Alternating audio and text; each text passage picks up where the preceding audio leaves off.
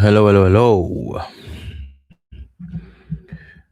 Hello, my good and faithful Trill Nation. Um, Let me know if you can hear my voice loud and clear. We're 5 minutes late, but only 5 minutes late. We are awaiting the arrival of my guest this evening, who many of you will know already by now as the one and only, the eminent Dr. Manu Ampim. I need to see the ones. Thank you, Cleveland 100. Cleveland 100 says hello. Um, I'm assuming Cleveland 100 can hear me loud and clear. Thank you for joining us this evening. I just want to know if you are hearing me loud and clear. Now, we might have a problem tonight. The individual you can see on your screen is a well-connected individual. Not to your left, to the right. Uh, the bearded male individual you can see to the right of your screen is very well connected, and such is the state of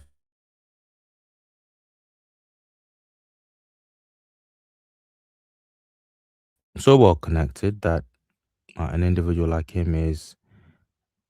I would say it's fair to say. I don't want to say his name tonight, but I would say it's fair to say he has the air of a few people in the White House. I would imagine so. Is that fair? The guy you can see on your right, he has the he has the he's got the ears of a few people at the White House. Sad to say, sadly, but he does. There's no doubt about it in my mind, anyway. So, I mean, my internet.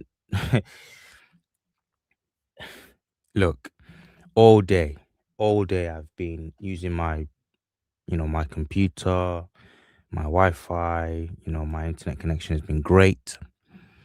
Had a few video calls today, via um, you know, via Instagram, and other outlets, and no problem whatsoever. As I'm about to hit live, I start to get stop start. So I don't know whether to be paranoid. I don't know whether to be paranoid. As the stream develops, you guys can tell me. As the subject of the screen of the stream develops, you guys can tell me whether I'm justified in being paranoid or not. But what we're about to talk about tonight is something I don't think anybody has aptly, um, actually s- properly counted. Forgive me if you have and you're listening to this. Maybe the thumbnails caught your eye because you're out in these YouTube streets as well, and you have actually spoken out about this disgraceful attempt by this individual to, I don't know. Oh no, actually, now that I think about it, what's his name? The young brother. I can't believe I'm saying the young brother. Being myself a young man. But what's his name? Antonio talks or Antonio speaks.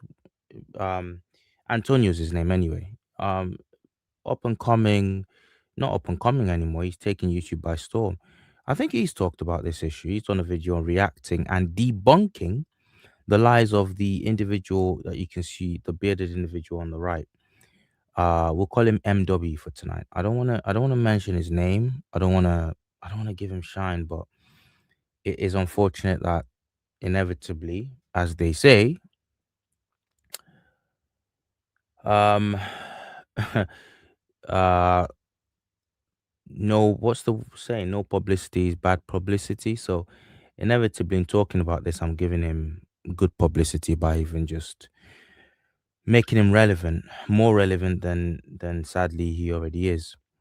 So yeah, Kieran Grant says I love his content. Yeah, I love his stuff too. I love how he just very rawly challenges um um the narratives of these disgusting individuals. Now, what we're gonna talk about tonight is it's been on my mind to do a video on it for the longest. Now, I feel like it's best to have an expert come on and actually debunk it. And you guys all know Manu Ampim. Manu Ampim is not just an expert in ancient Black history, ancient African history. He's not only an expert in that field, he's actually an expert on the civil rights movement. Part of his academic theses coming up, or theses, were to do with the civil rights movement and Martin Luther King specifically. So I reached out to him. I said, look, there's a video going around that's claiming that Emmett Till, you remember that guy, sir, professor? Remember that guy that, precipitated that almost, along with, you can't say single handedly, but along with the likes of, um,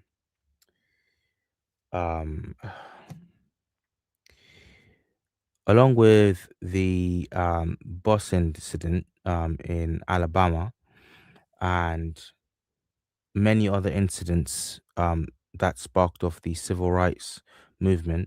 Remember him, Professor? People are now saying that that didn't happen. I don't know. I get what we're gonna say about this. But we was lynched. We was lynched, and they're out there saying we was lynched and she. So yeah, Professor, people are saying that this young man possibly, potentially deserved his death. Do you want to come on and debunk this? Now, the video of MW, the video put out by MW that got me so angry that I reached out to Mr. Ampim is is so bad. It's mind rot. Okay, it's absolutely mind rot. Kieran Grant in the chat has mentioned his name. It's so bad because you don't even have to. You don't even need. I promise you, chat. You do not need um a background in the history of this story. You don't need to be an expert in this to be like, what? Like what? We are talking about, I think it was 14. We are talking about a 14-year-old child, black child, who was murdered and hanged, right? Um, by a mob of them folks in Alabama, sorry, Mississippi, in the state of Mississippi. Beaten to a pulp, I think shot as well, just for good measure, and then hanged. Don't even know which stage. At this stage, I don't even know which actually did him in. We are talking about this child, right? But no, I mean, yes, we are.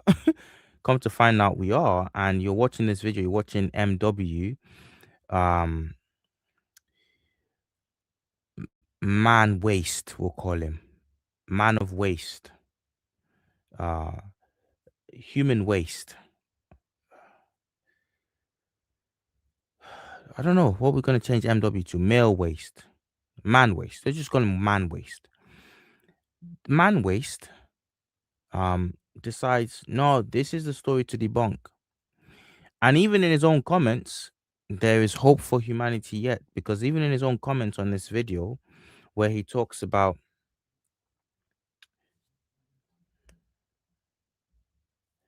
am I still on? Chat, can you press one if you can hear me? Press one if you can hear me right now. I don't know if I'm.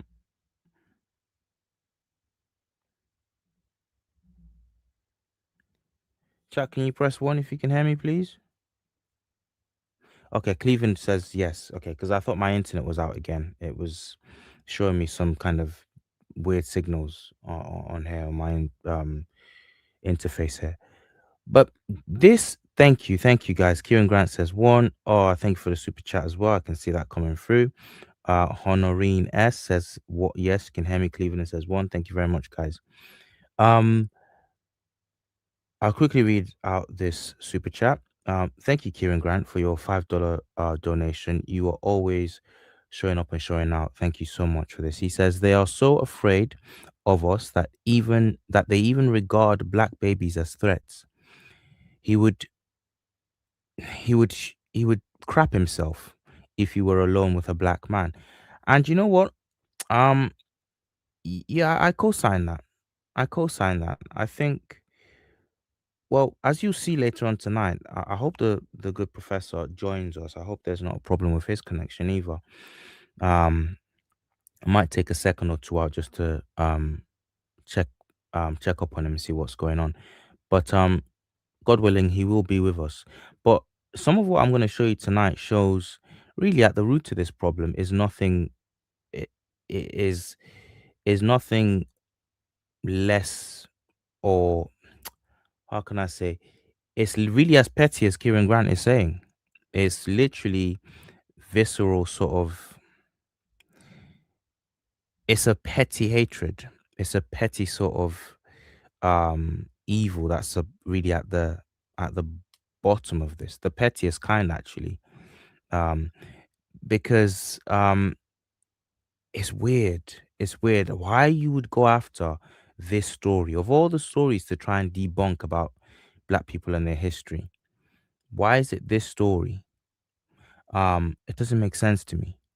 This was a young man, had his whole life ahead of him, and was falsely accused of something that it doesn't even make sense. I was saying to someone earlier today, if you look up the Emmett Till story and you look into the archives and you look into how the woman that accused him of um, some kind of assault, how that woman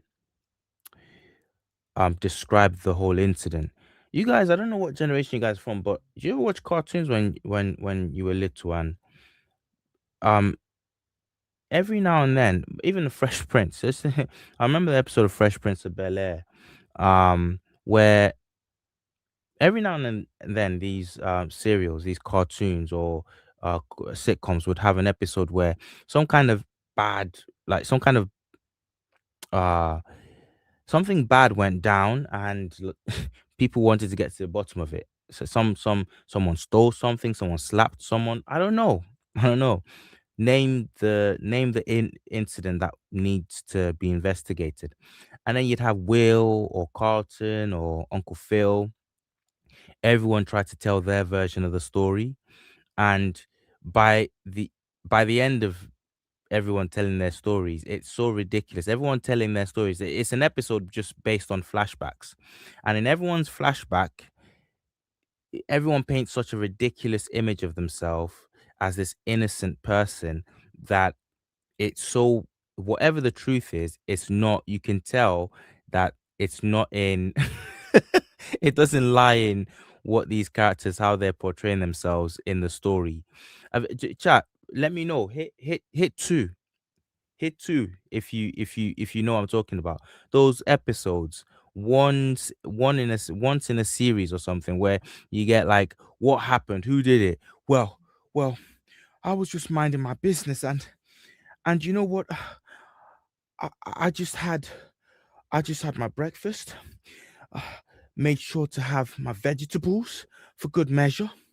Took a glass of orange juice, like a good good boy that I am, and uh, picked up the litter outside Mr. Joe's house, just just to, as a good citizen that I am, and just minding my own business, and I just can't believe what happened next. It was horrendous. Just for the love of God, how could this happen? You know them ones. And then the next person tells Esther and says, well, actually, I reached out to help this individual who was rabid, no matter what I did, I couldn't help him. He was just vicious and monstrous, and I was just trying to help. And then the next person that is exactly how the testimony against this black child of 14 years old in the deep south, where I look A wrong look at a white man or woman could cost you your life. That is exactly how the testimony of this woman who accused Emmett Till about 71 years ago now, that's exactly how it reads. That's exactly how it sounds. And I think she said something like, he grabbed me by the waist, put his hand on my breast, and said, do you like them like this? Like it, it's just, I'm laughing, but it's not funny ultimately. It's not funny at all. It it's funny in its obscenity and its outrageousness that it was even ever taken seriously. Seriously enough to cost this boy his life. Okay? At the end of the day, even let's pretend those allegations were true. Let's just pretend for a few seconds now that they were true. Would it deserve what happened to him? Would that conduct? I mean, you have people in the Me Too movement. You have Polanskis. Look up Roman Polanski, who are out here free despite numerous disgusting allegations to their name under their belts, numerous crimes under their belt, still allowed to make movies. This is in 2026. So what are we talking about? What are we talking about? And sometimes, like the individual I'm talking about who's made this video, sometimes it's even still spoken of. It's This stuff is still spoken about as though it's neutral. Like, well, the Emmett Till case is spoken of in terms of there was he was accused of no, no, he was accused of something that he couldn't possibly have done, and that even if he did do, amounts to, like, let's pretend it's ridiculous, but let's pretend that he did do it. Is like a, a, an atom of an atom of an atom of the kind of crimes the Epstein class is perpetrating with impunity in 2026 to this day. Okay, chap, give me a few minutes, maybe not minutes, few seconds. Let me see if I can get my guest to join us. So just a few seconds. Let me see if I can get my guest to join us.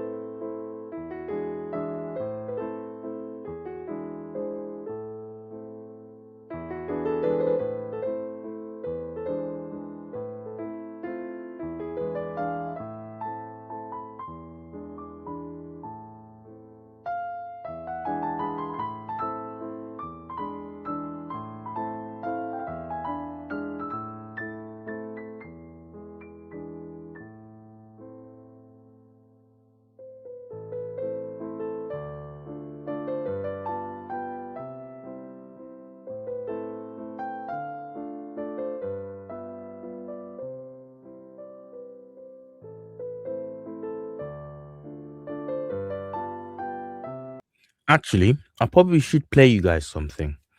I should play you some of the absurdities that got me down this track.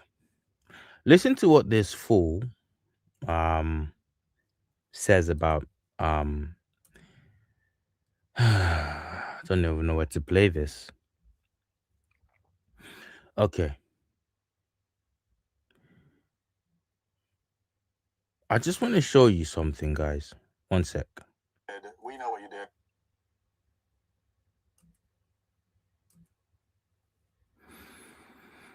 I don't know. Chat, let me know.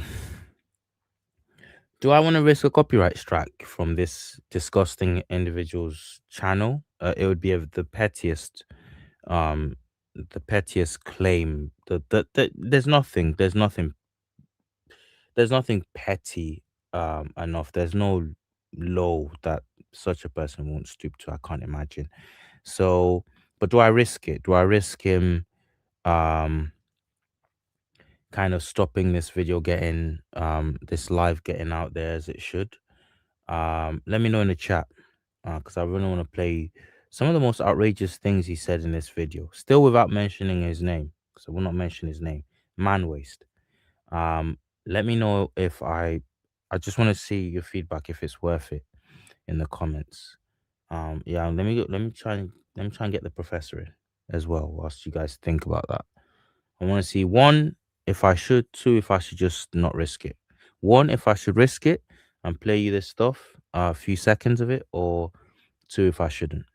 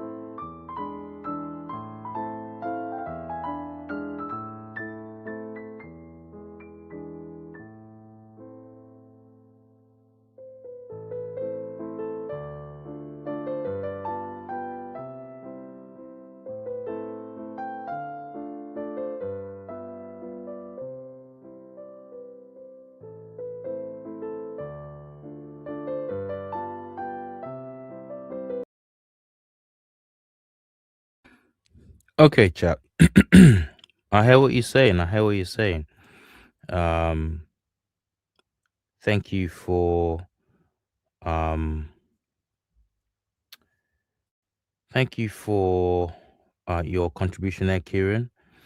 I hear what you're saying, bro.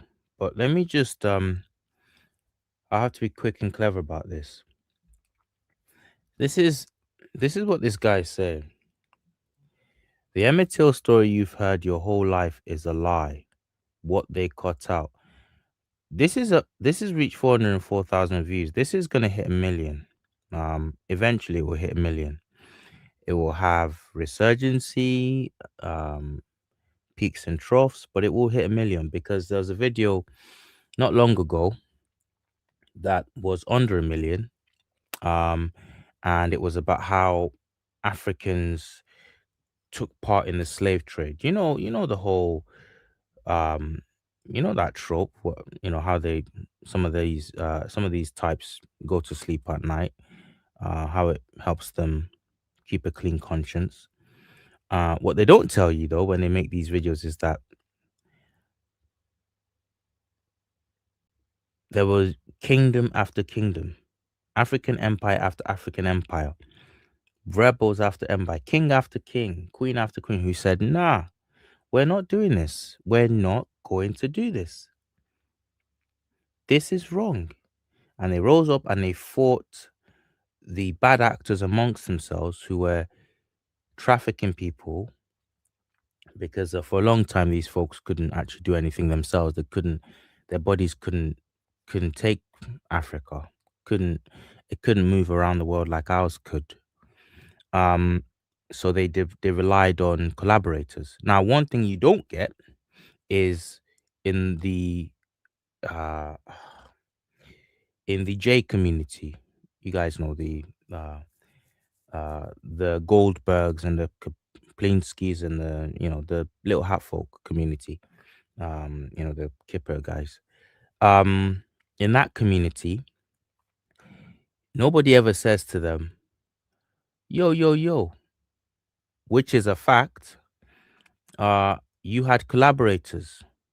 You had people amongst you who ratted you guys out and teamed up with this little mustache guy and put you in the ovens. Nobody ever says that. But that's a documented fact. Nobody ever talks, nobody ever brings that up. At least nobody that wants to keep their livelihood and whatever. Okay, but somehow with us, it's okay to point out that we had scum amongst us who took part in this. But what they don't tell you is that we also had, for the most part, many of us fighting those scumbags. And for the most part, we would have won. We would have actually destroyed them. We would have destroyed these Sambos, these nasty, disgusting people. Yes, yes, Patrice Brown. I don't know if I've seen you around a lot, but Patrice Brown has it right. The Revelation 2 9ers, the synagogue of Satan. Yes, yes. Thank you. That's apt. We'll call them the sauce. The sauce folk. Very sauce. Um them folk, nobody ever talks to them that way. But listen, we had people say, no, we're not going to go down like this. But what they don't tell you is that the folk who wanted the scumbag, the bad actors amongst us, because amongst every branch of humanity, you will have bad, you will have disgusting, lower than low. Kind of like this guy we're dealing with tonight, this man waste, MW. You will have the lowest of the low. Okay? Okay? All right. And it was the lowest of the low that were armed and given the best guns and whatever that Europe could muster in order to defeat the blacks, the majority of blacks who didn't want to slave, who didn't want to commit human trafficking on their own brothers and sisters. They don't tell you that. Video incoming. Video incoming. So you have this video that's doing the rounds, and when I first checked it out a few years ago, it was a few hundred K. I thought, oh, that's depressing. Now you've given, now, you know, in this time, in this season that we're in with MAGA and rise, oh, please let it not go any further than that. That video is now at 2 point something million. How Africans, uh and it's you can tell it's gone further than the 2 million because people will chop bits of that video up and repackage it on TikTok and whatever, and it will fuel other people making videos just like that. So it's gone further than the 2 million people hits that is actually got on YouTube and climbing. But it is what it is. It's now out there. It gives people who don't want to hear from us, who don't want to confront some of the realities that is still persisting today. They don't want to confront these truths, these realities in their own societies. It gives them ammunition. It gives them a comfort blanket.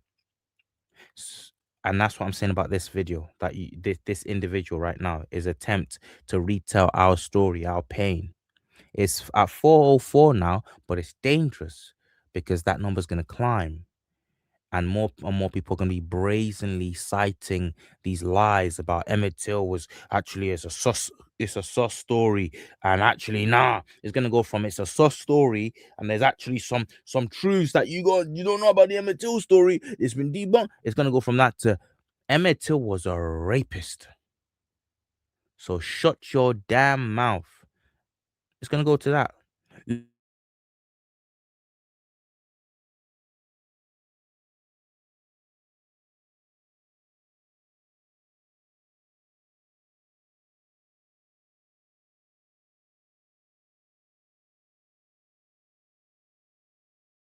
I don't have as big a pull, as big a reach as this guy. No chance. Uh, I just don't. Not right now. I don't think I ever will. But I'm gonna do my bit. It bothers me enough, and I'm gonna do my bit to hopefully, if there's someone out there, if it's just one person saying, look, one more person saying, look, you have no excuse believing these lies. There's enough of us out there who said now this is a lie, and it's a documented, easily proven lie. But this is the problem also that I've found when you leave it to other people to defend you. Check this out. This is how it's been. This is how folks have tried to defend us. I don't know this channel, uh, vlogging through history, but this is not how you do it. Did Matt Walsh miss the point on Emmett Till? This isn't how you do it. Historian reacts, facepalm. No. Hate. You put his face next to the word hate. Sickness, vileness. That's how you do it. You don't give someone like this the privilege of a fair and balanced question. You don't give them that. But when you because what that does is it lends an air of respectability to their claim, an air of let's really do a deep dive.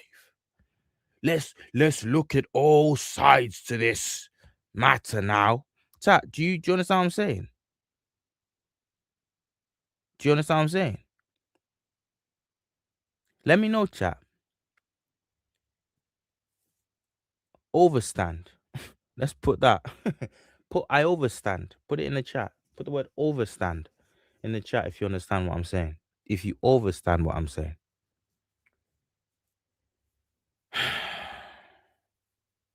Overstand. That's what's going that this is what I don't understand about people that claim I'm not racist, I'm actually on your side. This is a sick narrative. No, no, don't cover your face in secondhand embarrassment and say, did Matt wash and that? No, you've got a far bigger pool than someone like myself. Properly go after him. And I don't care to watch his reaction to debunk Matt Walsh because it's just gonna annoy me. It's just gonna annoy me because, like I said, it's all predicated on this. Um, it looks like it's predicated on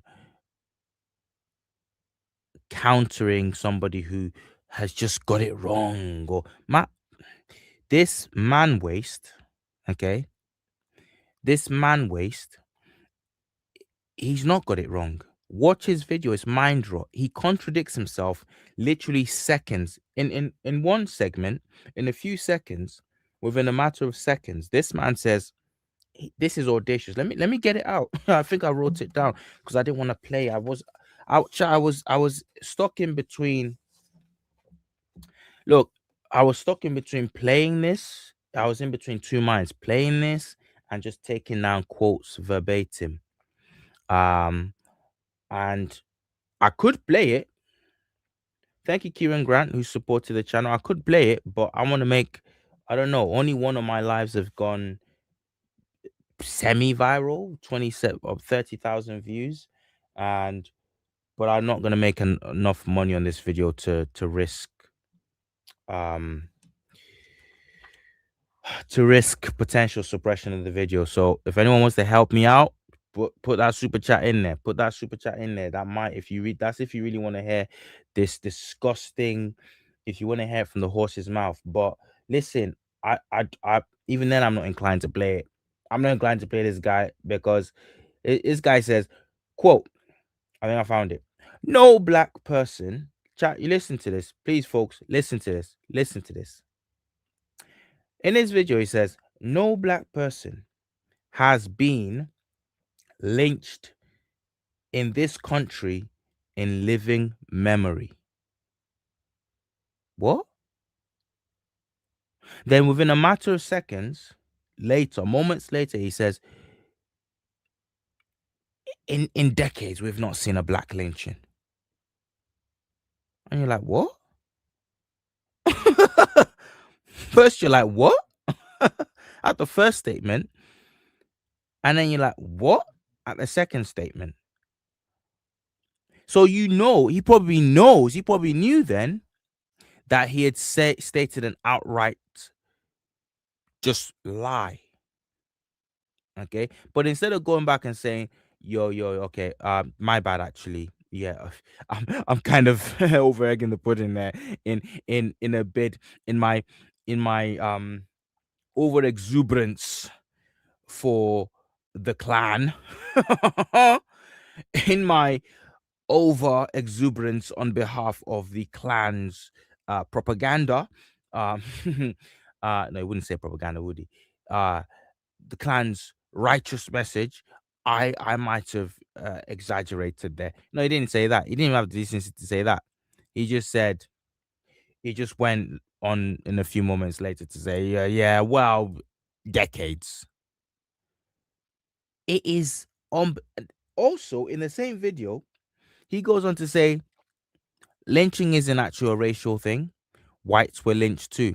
And in aid of that, he cites a survey that that um puts about 27% of lynchings in America um in the whole history were white folk.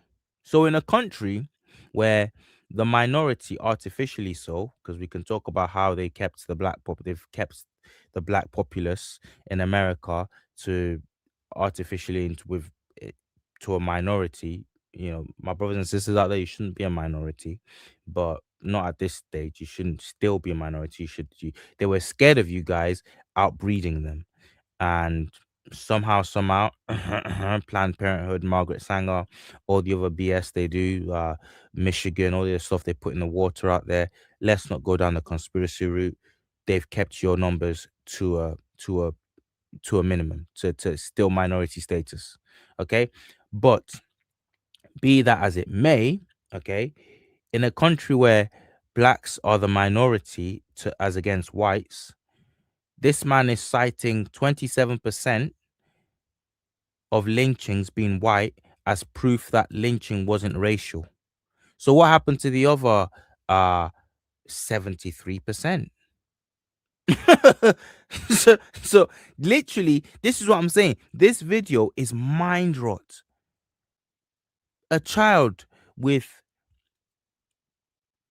my eldest, my child who's about my boy who's about 7, he could debunk this. Give him about a year. Get him, um, get him swatted up on ratio and percentages, and he could do it. I was doing that kind of maths at 8, 9. Shout out to the uh West African education system back in the day. I don't know what it's like now. Okay. But I was doing ratio, I was doing percentages, calculating percentages at 9. Um, he could work that out himself. A child could work this out. It's mind rot. A child could debunk this video and think and say, hold on here, Mr. Respectable white man with bespectacled uh let's actually, what are you saying? What are you actually saying? Um, Dewey, thank you for your super chat. Have you seen Omar Suleiman's Black Prophet video? Thank you for your $2 super chat. I'm very, very grateful to you for that, for supporting the channel. No, I haven't seen Omar Suleiman's Black Prophet video. I haven't seen that. I'll have to check that out. And that's ingrained now forever. Um, that's what super chat does. It's ingrained forever in my mind and in the video, in the history of this video, in the history of this live. So I'll be able to. I don't have to take a note about that. I will be checking that out later when I review this video, this live afterwards. Yeah, I'll check that out. So what's that about? Yeah, what's that about? Anyway, um, yeah. So you have this is not the right way to counter what Matt Walsh is doing. Did Matt Walsh miss the point on Emmett Till? You're bloody right, he missed the point and more. You know, please come on, do this right. I'm not even sure I've done it right with my thumbnail. Hate. Did Matt Walsh miss the point? Matt Walsh tries to whitewash the story of Emmett Till. That's a that's more like it. Let's actually get to to the the nub of actually what he's doing here. Maybe not necessarily the play on words there. Maybe cheesifies it a bit, but okay, whatever. But this is more like it. Getting to the point of what this man is trying to do. There's no question about what he's trying to do. Let's be putting labels on things properly. Thank you, Tavian Napier, on your channel. Thank you. Matt Walsh is trying to rewrite Emmett Till's story. That's more like it. That's more like it. This is more like it. Riverboat Jack. Shout out to this YouTube channel. Debunking Matt Walsh's most heinous lie yet. Not this guy with a reach of. See, this is the thing. Move, man. This is what makes me distrustful of these mainstream Caucasian fronted history channels. They don't get it, but it's not that they can't get it, it's that they refuse to get it. They think that on some level, I think they think it's all overreaction to weigh into this properly like it should be weighed in. Oh, let's not overreact. No, let's overreact. You have schools in America, you have states in America banning books about recent Black history. Let's overreact. Why are they banning books? In the land of the free and home of the brave, my testicles. It's not no land of the free, but you're banning books. This is more like it. Debunking Matt Walsh's most heinous lie. And this is, I think, Riverboat Jack is a white lady. Look at her, yeah. Giving it the big one properly. So this isn't a skin thing. You can do this properly. You can actually wear the shoes of another human being, regardless of your skin color, and do this properly. Look at the quotes. Lynching was justice.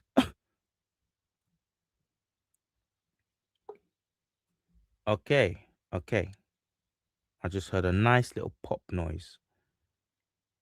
I hope you've been watching. Sir.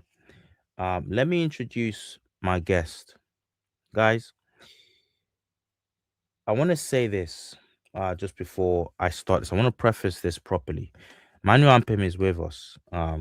He's probably the only person, one of maybe 2 or 3 people that I've engaged with since I started this channel about 3 years ago now, that I will wait for to the tune of an hour. It doesn't it's not lateness for him. He's doing me a great honor being on my channel. In my opinion, he's one of the greatest scholars of our time. Um, we are going to be talking to a man who has exposed the lie that is Egyptology like no other person ever has. He's gone full. He's really is brave what he's done with Egyptology, exposing that lie and how um archaeological quote restoration is not restoration, is vandalism. He's not new to our channel. Like I said, check out his past appearances on our channel, guys. Look at the work we've done with him before in the past. uh the man I'm speaking about, Professor Manu Ampim, is is a trained professor of history, Africana Studies at Contra Costa College, San Pablo, California. He has decades of research and scholarship behind him, having studied at Oxford University in England, collaborated with the US government on a NASA research project examining the ancient climate and migration patterns of Africa. He has a master's of arts in history and African American studies from Morgan State University. His master's thesis, The Revolutionary Martin Luther King Jr., 1989. Another guy who they're trying to defame post facto after his death. Okay. His master's thesis, Manu Ampim's master's thesis, was titled The Revolutionary Martin Luther King Jr., 1989. So 1989. This is a guy who's, was doing this before I was a flash.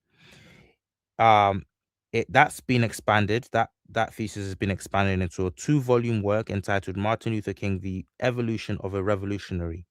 So, along with his work on the ground in Africa, bringing the descendants of the ancient people of Kush and Nubia to the fore, and his educating of the world on the American Civil Rights Movement, Manu Ampim's expertise on historical titans like MLK, it makes him the man to talk about this truth, to debunk the lies on the Emmett Till story, 71 years after his murder. So, chap, uh, please welcome my guest, Manu Ampim.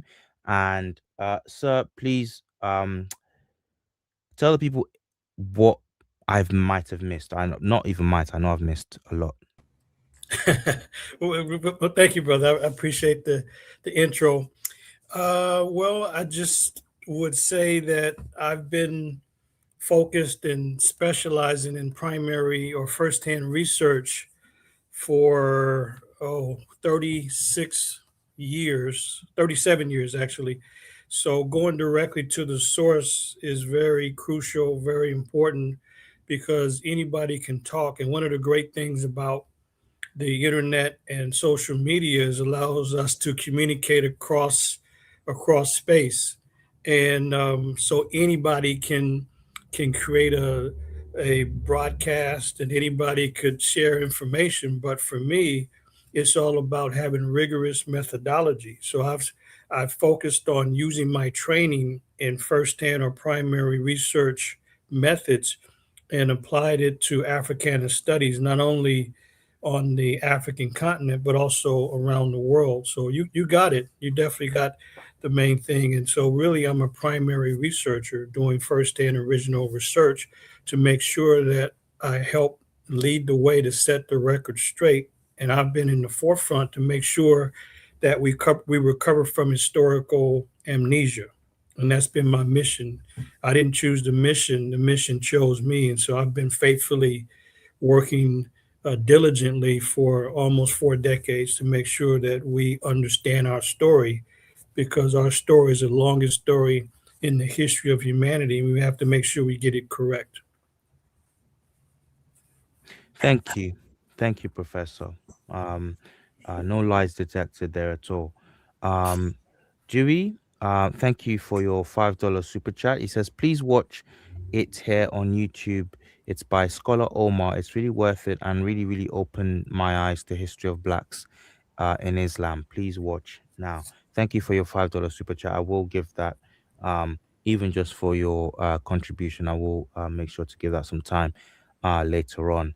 Um, Professor Ampim, there is a man with a following on YouTube of about 3 million. I was just telling my subscribers, my viewers, it's got about 3 million subscribers and across media, millions more.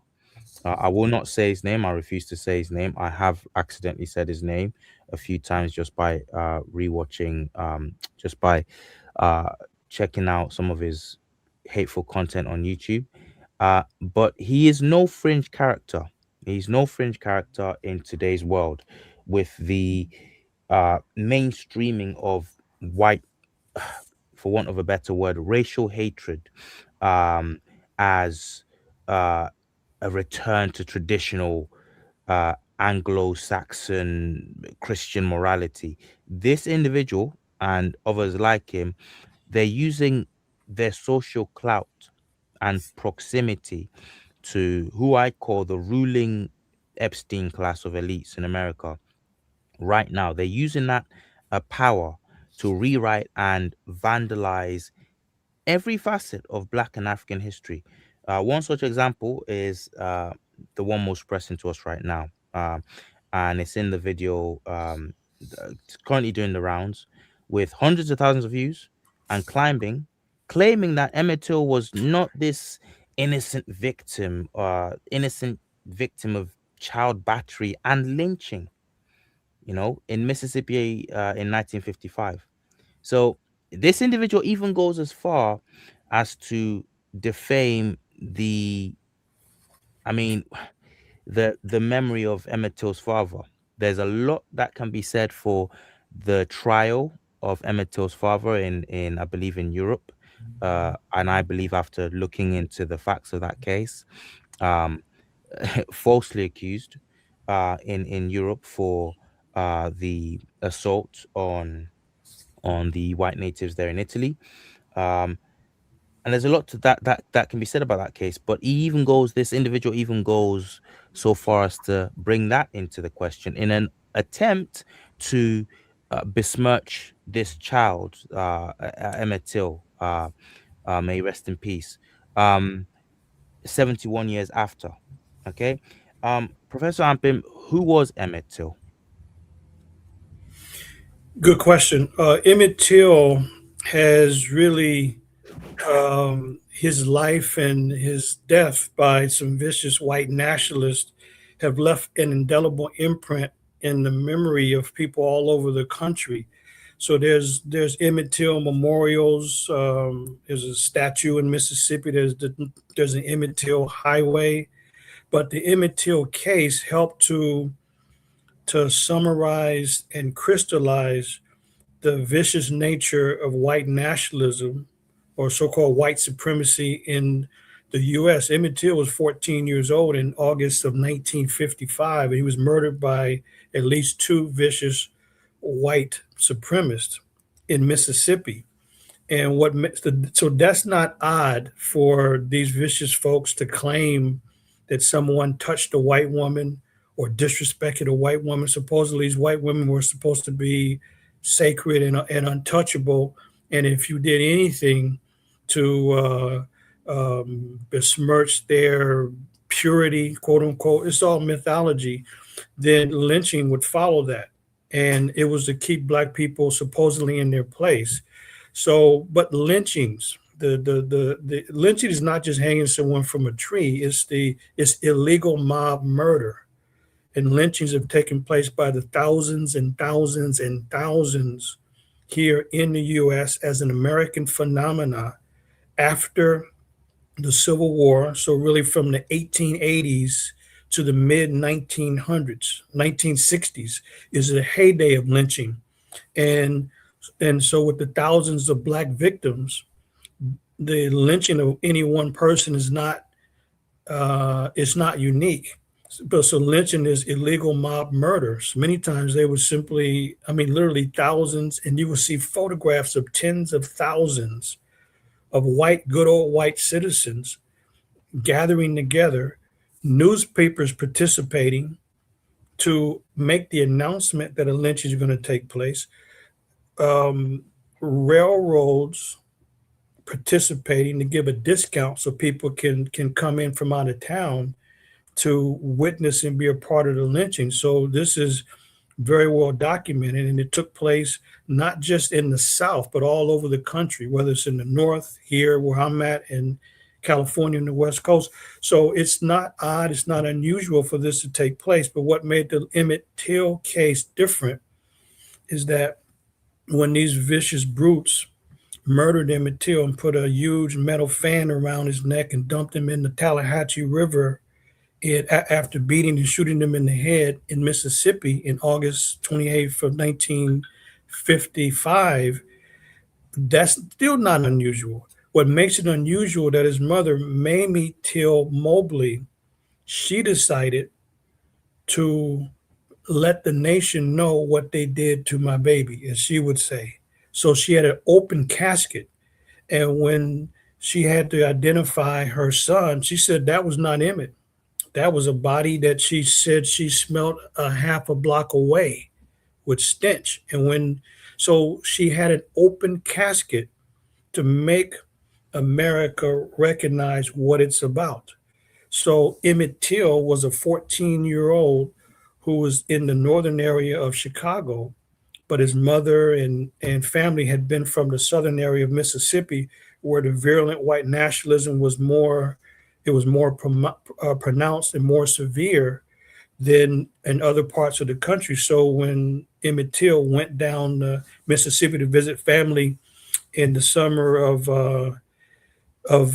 19 August of 55, then the claim is that he whistled or disrespected a white woman, and then the woman Carolyn Bryant, who was 21 at the time, Emmett Till was 14. Then she added on and claimed that he groped her or put his hand around her waist. So she later recanted that in 2007 and said, well, that part's not correct. She knew that she can add on, which is always the case. They add on in order to get the lynch mob motivated, energized, activated, and angry. So Emmett Till didn't know the custom and culture of the South. They said he played a lot. So maybe he did something. But this was just some, 14-year-old who did whatever he did. He certainly didn't assault her, but that, whatever he may have done, even if he did whistle, that was enough to break the legalized, and it was legal, the legalized racial segregation in the South, which he was not quite aware of being in the northern area of Chicago. But again, it's his mother that we thank for having the courage. She was only in her mid 30s at the time to have an open casket to make the world see exactly what they did, because the white authorities, they wanted to just bury Emmett right away and forget about it. Said no, bring his body to Chicago where we're living, and she had an open casket. So Emmett Till is somebody, through his vicious murder, he gave another level of motivation to the community, to the adults, to say, if these criminals, if these demons, if these segregationists can do this to a child, what in the hell would I be afraid of? The hell with that. So it's not an accident in it that in August of 55, the murder of Emmett Till, the fake and phony case with 12 white men jurors who acquitted him and acquitted these two white men, the husband of Carolyn Bryant and then another in-law. And these men were acquitted. And so this happened in a very short period of time. And right after this, we have the powerful Montgomery bus boycott that started in December of that same year, 1955. It wasn't spontaneous. Black people had already been organizing and planning on a boycott, but they decided that in December, on December 2nd, when December 1st, just a few months later, when Rosa Parks was arrested, she was an NAACP, the National Association for the Advancement of Colored People. She was the legal secretary. They already had signs made that another black woman arrested. They already had the phone tree set up. They already had carpools organized, waiting on the right test case of when the next person said, you know what, I'm not giving up my seat to be humiliated after I paid my money to get on the bus. I got to physically get off of the bus, literally physically get off and enter to the back and stay in my place. Rosa Parks said, okay, I'm not doing that. This is the end of the week. I'm tired. I'm not dealing with that. So when she got arrested, this wasn't just some isolated woman who was 42 at the time. This was someone who was in the NAACP, and that organization was banned in Montgomery, Alabama. But people were so upset by the viciousness and the callousness and the illegality of white nationalism, white power, and white supremacy. The Emmett Till case gave people extra energy, extra motivation to stand up against these vicious murderers. So this internet guy, he's cherry picking information, cherry picking facts, creating other facts, and never mentioning that with all these cases, the Emmett Till case and all the other cases of public lynchings. Public lynching was an American spectacle for the family. You can see family members bringing the children to witness what was being done, and the bottom line is all of the lynch mobs have all been white. There's never been a lynch mob of any other group, and they're lynching people publicly with the known by the government, as I mentioned, announced in newspapers, and you have sheriffs and local deputies participating in it. And when they didn't actively participate, they didn't stop the lynch mob because they would be next. You read these cases about all these people being lynched, and it's interesting that in many cases it was the alleged crime of quote raping a white woman, that this would go out, even though when you look at the details of the case, it had nothing to do with that. But that would always be added in. But the bottom line is you read these news accounts, and amazingly, in one case after another, the white lynch mob would break into the jail, overpower the jailers, take the keys, and really force the person out of jail in order to execute a public lynching. And this is not speculation at all. We have the newspaper reports, we have eyewitness accounts, and there's a ton of postcards and photographs by the hundreds and hundreds that were lit postcards sent out through the U.S. Postal Service. So the U.S. Postal Service would actually deliver mail from the criminals, who in many cases admit the crime in their postcards and letters. And not only that, and they're standing next to the victim, literally standing next to the victim and pointing out, hey, that's me. I'm Joe. This is the quote unquote barbecue we had last night, and the evidence is pretty clear. So, if anybody wants to see these postcards, then simply go and get the work by James Allen and his colleagues, Without Sanctuary.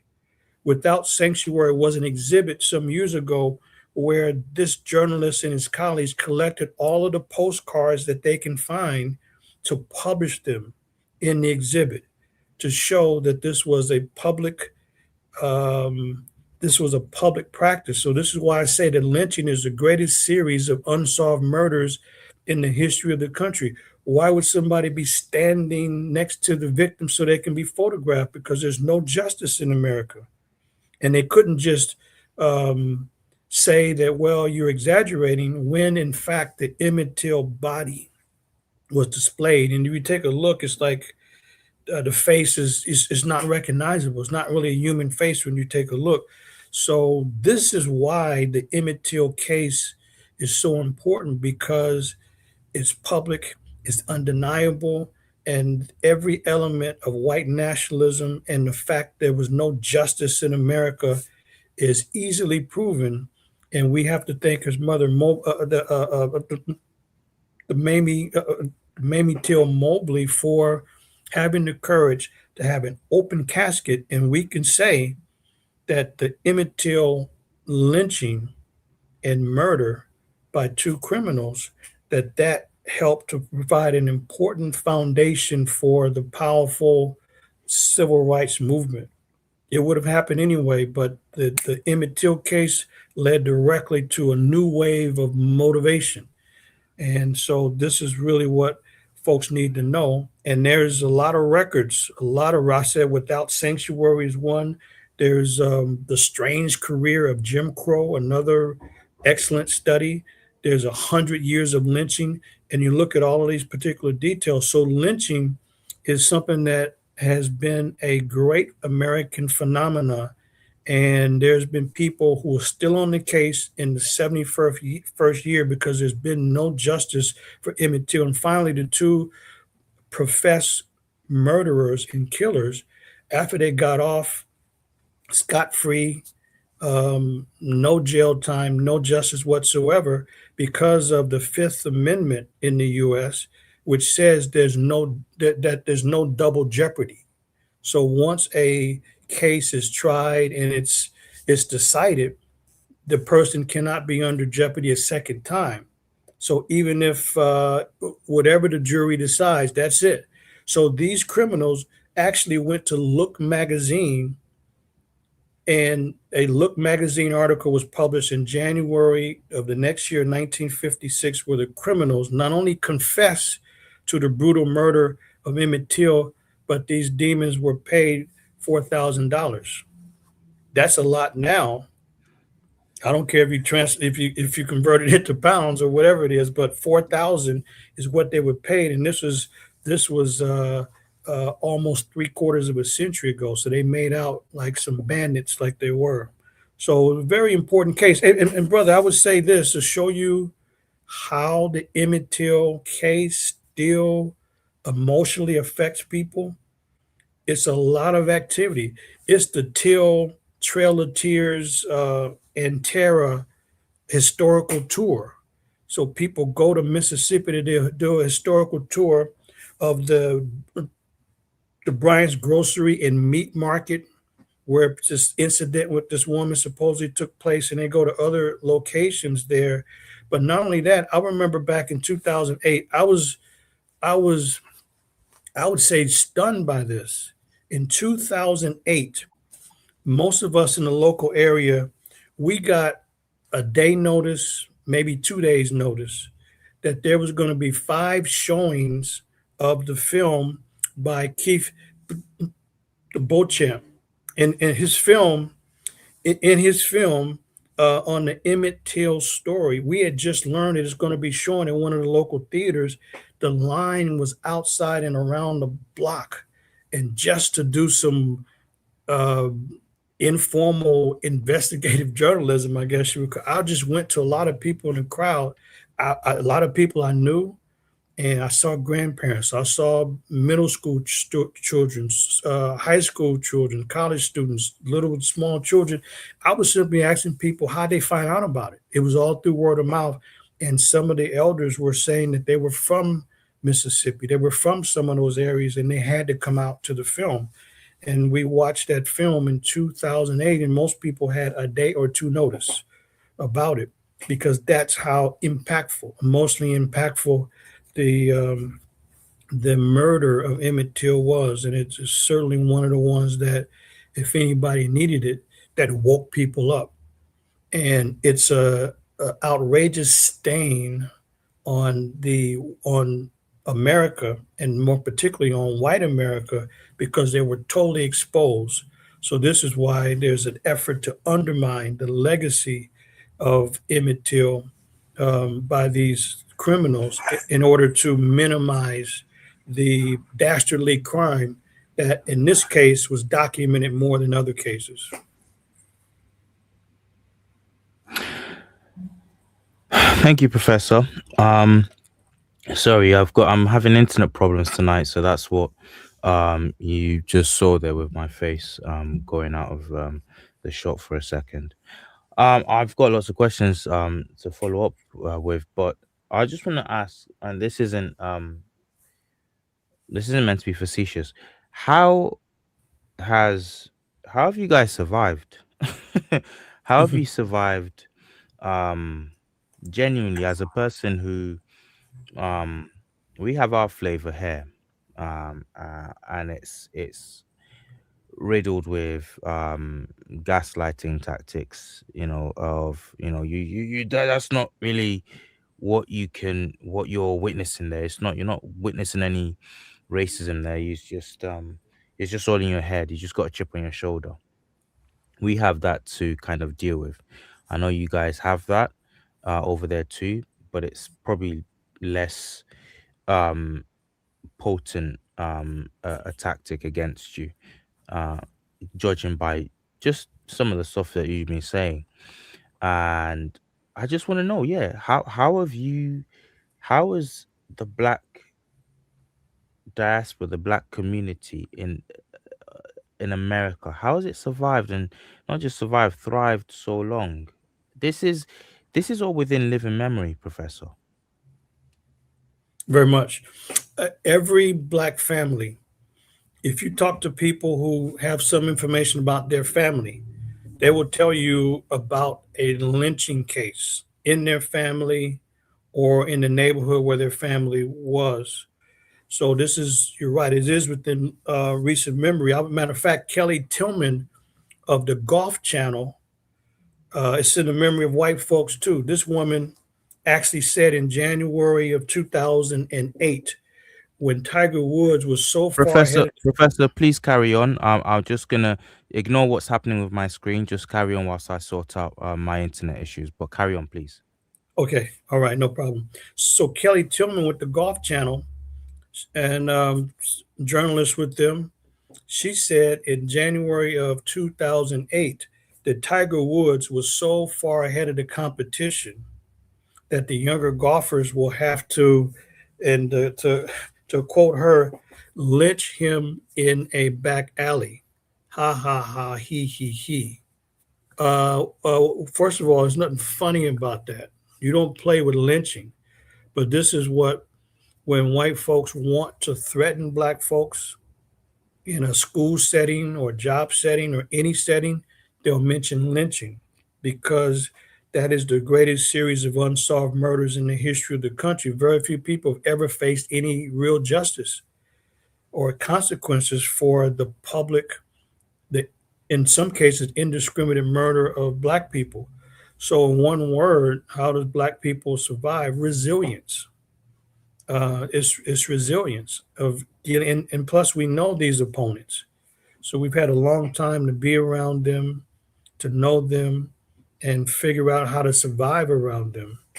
And so it's not all white folks, but there is a virulent strain of vicious criminals who will do everything they can to eliminate black people or anybody else, including this criminal that brother Through Black was referring to with these millions of followers. It's a misrepresentation of facts. So we know what these people are about. It is a systematic effort to try to sanitize the history of the country to some way to blame the victim that somehow they're some kind of criminal. Emmett Till didn't even know his father. He was too young. His father wasn't around. And so how could his father have had any influence on him? But this, it's trying to make it seem like his father's a criminal. But these are old tactics. These are old tactics. But if you look at how the community has responded over time, we look at the great Ida B. Wells. Ida B. Wells and Frederick Douglass, I see what they did in terms of responding. So the Chicago World Fair, the first major world fair back in 1893, this was a world fair that attracted 27 million people over a period of months. And black leaders, they boycotted this world fair because of the fact that they understood that this was a country that had been built on slavery and black people still had no rights during this era of strict racial segregation. So if you look at the evidence in the record, you'll see that they not only boycotted it, but they challenged the American officials. How are you going to present American progress when, in fact, black people had gained little progress since the Civil War freed them in 1865? It hadn't even been 30 years. So, what was America celebrating? And so, the great Ida B. Wells, the greatest anti lynching advocate, organized Douglass and some other writers to formally challenge the country. And they had a colored day, a day, one day of this 6 month fair to kind of, allow black people to be a part of this fair. So Ida B. Wells still boycotted because it was just a token gesture. But Frederick Douglass, the great activist, the great anti-slavery activist and abolitionist, he went in order to get the evidence and data and use the opportunity to launch an attack. So in his speech, Frederick Douglass attacked America, but he got the data about what the exhibits and displays were about. And they launched a great attack. And Ida B. Wells showed that the reasons given or the excuses given for lynching black people were illegitimate, that these were bogus reasons and lied. And so there was no justice at all. And not only was there's no justice, there's no evidence. And Ida B. Wells was able to go through a whole list of what reasons were given for lynching black people. So they would use the white woman, but in fact, in many cases, they were afraid of competition. So if black people open up a store to support the community, then the white nationalists saying you can't open up a store near ours. You just open it up so that you can compete with us and run us out of business. And you need to close the store down. If they don't close down the store, and so there's some men lynched, yes, literally lynched and killed by a white mob because they wouldn't give up their economic enterprise. And Ida B. Wells chronicled this. She's the greatest chronicler of this. So we have always had people that have resisted this vicious criminal white nationalism, which still continues with people who are trying to fabricate the story of Emmett Till because it is the most direct, obvious display of American savagery against black people. So we've always been diligent. There's always been resilience, and people have always naturally rose up. But again, I can tell you that every family is going to know somebody directly or indirectly. Now, there's young people, a lot of young people, they don't understand the need to know about their family. I'm talking about older folks, particularly, people in the South or still have connections to their family in the South. They can give you a story. This is why this is nothing to play with. So what white folks will do is that they'll go and they'll draw in the bathroom a hangman's noose as a warning, and or leave like in a library they'll leave like a computer on with a image of a hangman's noose, or leave a rope with a hangman's noose somewhere as a way to threaten folks. This is why Kelly Tillman can, and this woman could make a statement on the Golf Channel in front of millions in the public and think nothing of it. And they only suspended her ass for 2 weeks. And then, of course, she apologized, and Tiger Woods, no big deal, there's no harm. What the hell you mean there's no harm? How can someone make that statement? If it was Zionists that heard that, her career would be destroyed. But yet that woman, she retired after 22 years at the Golf Channel, and her net worth is worth millions. She would have been broke if we were really organized, and her career would have been destroyed. You don't joke about no damn lynching. And so black folks know, even if they're not that deep in the history, they know that that means something. You're not going to just make a joke like that. But white folks would do that regularly. And it happens in high schools, colleges, work areas. And so since the Emmett Till lynching and public murder, and then a little after that into the 1960s, America's tried to erase his past. So in trying to erase his past, it will go and do some phony investigations of cases like this, only to say that, either the evidence is inconclusive or for whatever reason, they will end the investigation, as was done with Emmett Till. So after the film by the filmmaker Beauchamp, when he released his film on the untold story of Emmett Lewis Till, in I think that was 2005. Then right after that, it was 2005. So right after that, this caused enough pressure to open up the investigation to find out who else was involved with, besides the two criminals that were paid by Look magazine, and both of these criminals ironically died from cancer. And both of these criminal men.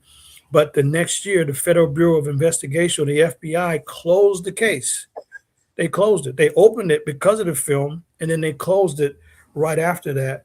And nobody has ever come to justice. But we're aware of a lot of these things, and but there's a lot of work to be done. And so, matter of fact, Keith Beauchamp, he not only is an award-winning filmmaker with The Untold Story of Emmett Lewis Till, but also he has another one called Injustice Files. And the Injustice Files and the subtitles at the end of a rope. And what his focus is dealing with cases after the more public lynchings like Emmett Till to deal with the other way in which white folks get away with it and get away with killing black folks. And that is now the criminals, and I'm not saying all white folks, so let's be very clear. I'm talking about the criminals who are part of this, who support this, because there's been white activists that have been allies, and we appreciate that, like Morris Dees of the Southern Poverty Law Center in Atlanta. They brought down the Ku Klux Klan. They financially broke the financial backbone of these criminals by charging them with the lynchings and murders, and they could not fight all of these cases. So Morris Dees. So it's more, but there's still Trumpites, Donald Trumpites, and other white nationalists that will excuse anything. And so what Beauchamp has done with Injustice Files is show cases that it makes no sense. How in the hell does somebody lynch themselves? And why in the hell would someone go through all of that as opposed to some other method if they just can't make it in life anymore? So that's the new excuse that these people found hung in recent years is always quote unquote suicide. How does that actually take place from a practical point of view? It doesn't. So this is what's happening now, and that's what Beauchamp is documenting, is that that's the shift in America from the exposure of lynching to now let us blame the person who's dead, who cannot speak anymore. And you can't say there's no witnesses. No, it's better to say that the witnesses have not come forth because they understand how violent white folks can get, and this is why they're quiet. So they'll dismiss evidence, they'll dismiss cases. So take a look at Injustice Files, and you can see that the same man who helped to, not by himself, but who's helped to keep the Emmett Till case in front of us, also has Injustice Files. And so now, so this is one of the biggest cases that Black people are quite aware of. You mentioned Emmett Till, and there's an emotional reaction because tied to it is a history of brutal violence. And brother, let me show you something. There's a lynching exhibit in Alabama, and if folks can see this, it's lynching in America. This is literally thousands and thousands and thousands of good old white folks lynching. To be more specific, this lynching is public burning. And what you have is the title, Lynching in America, over the victim. And so you have to actually go inside of this book here to see that tree right in the middle, this is a tree right, or pole right in the middle. At the bottom is the victim. So what the authors have done is decided to cover up the specifics of the crime. And these men, you see all the hats and details. And why in the hell would anybody write a book like this and then cover up the actual details of the crime? So they have the right photograph in there, but they want to preserve the public. And I told my colleague who asked would I go to the exhibit with her as a professional historian to give input. And I said, hey, this exhibit is too polite. And then as soon as I said that, I said, it's a case in point that no one's going to feel uncomfortable in the exhibit because of craziness like this. I said, wow, how creative. You have the right photograph to shock anybody, but you put the book title on in front of the image. And the man's smoldering, literally smoldering. So again, folks, lynching is the greatest series of unsolved murders, and lynching is illegal mob murder. It's not just lynching someone from a tree. It's more than that. And the brother Thurback, I know how YouTube works, so that's why I didn't show slides of this. Get demonetized. So anyway, can I show this picture though? Yeah, go ahead. Okay, so look at this. All right, let me see. If you see where my finger is, right here. Okay, that's the victim. If you can see that, it might be a little glare, but that's a man who's being burned. All of his clothes is off. He's kind of his legs are kind of straddling the tree or post right there, and that's what the book cover, the book title was actually covering up. And so that's what it is. So, but it's many photographs like that are very, very shocking. Yes, photographs, postcards with detailed explanations, and you see people pointing themselves out in the photographs with the victim next to them. So that's what we're used to. That's what's been happening. And nobody, even if they don't have details, nobody is unaware of it. This is why you can have high school, middle school children use lynching someone as a threat or just a Hmm. stick man image on a bathroom wall or a noose at an entranceway where everybody would see it. So this is the way to indirectly threaten black folks who don't know their place. So that's what we're dealing with, brother. So it's either resist or be counted out. And folks just naturally resist. It's a natural human response. In fact, any species is going to respond when it comes to survival. Um, why this is particularly annoying, galling, and important to me is that we're living in a time where somebody can openly justify the this brutal murder, the killing of a black child, um, 70 years after the fact, and do so with an air of respectability, an air of, I'm only trying to look into the facts. Yet at the same time, okay, at the same time, we are being told that we've progressed. There's no such thing as racism anymore. Um, some of what you're talking about, um, I mean, the lady who was involved in this, who started this off, I use the word lady very loosely. The individual, the individual who was involved, she only recently passed away. So a lot of the images you're showing us, these are people's grandparents. These are people's, in some cases, parents are children in these images watching a black person being hung from a tree. Um, and to then, I mean, we it's it's aggravating to me that people will stay with a straight face. There's no, a meme that you hear, some a comment is, how have you been affected by this? Who says to I don't want to use the word because again that draws the eye of Mordor on the channel, but who says to the J community, how have you been affected by what happened in 1945, 1939? Who dare says that? Who says to them, don't, please, you're talking too much about this. We've had enough we've had enough Holocaust movies to last a lifetime. Can you stop talking about it because, were you affected? Nobody says that. Nobody talks like that except to us. And more more than as with that group of people, this stuff affects us. It affects our life outcomes, our chances, our career outcomes. It affects what kind of jobs we can apply for and realistically hope to be promoted and make progress in, even till today.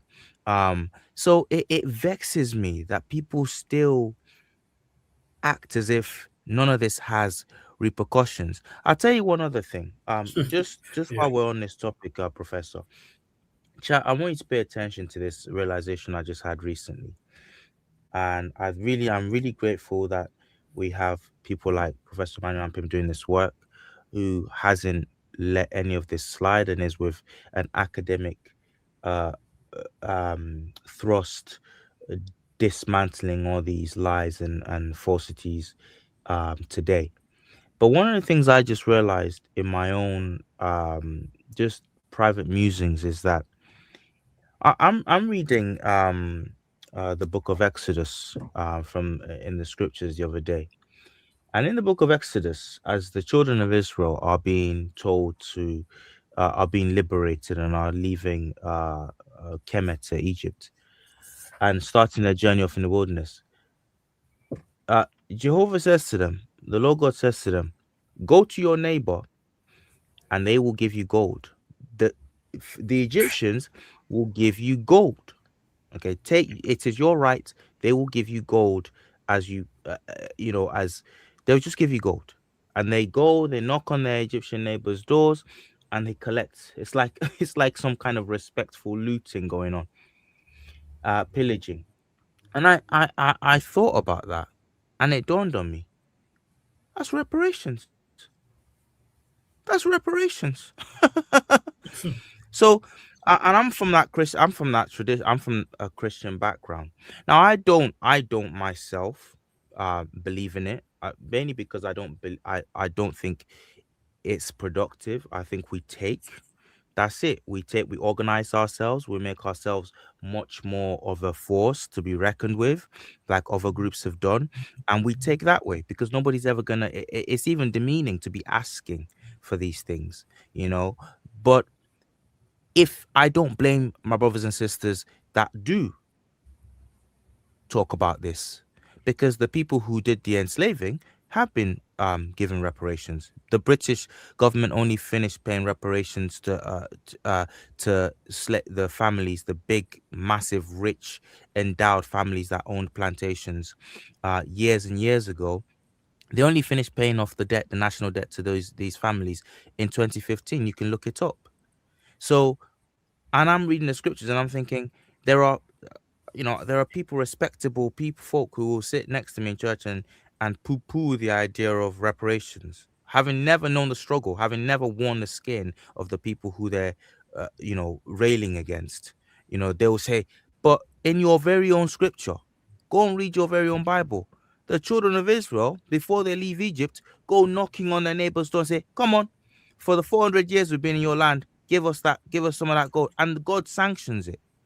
Right. So I'm just using that as a as an example of how much of our thinking about a lot of these issues in 2026 has been warped by the narratives of what we get told is acceptable.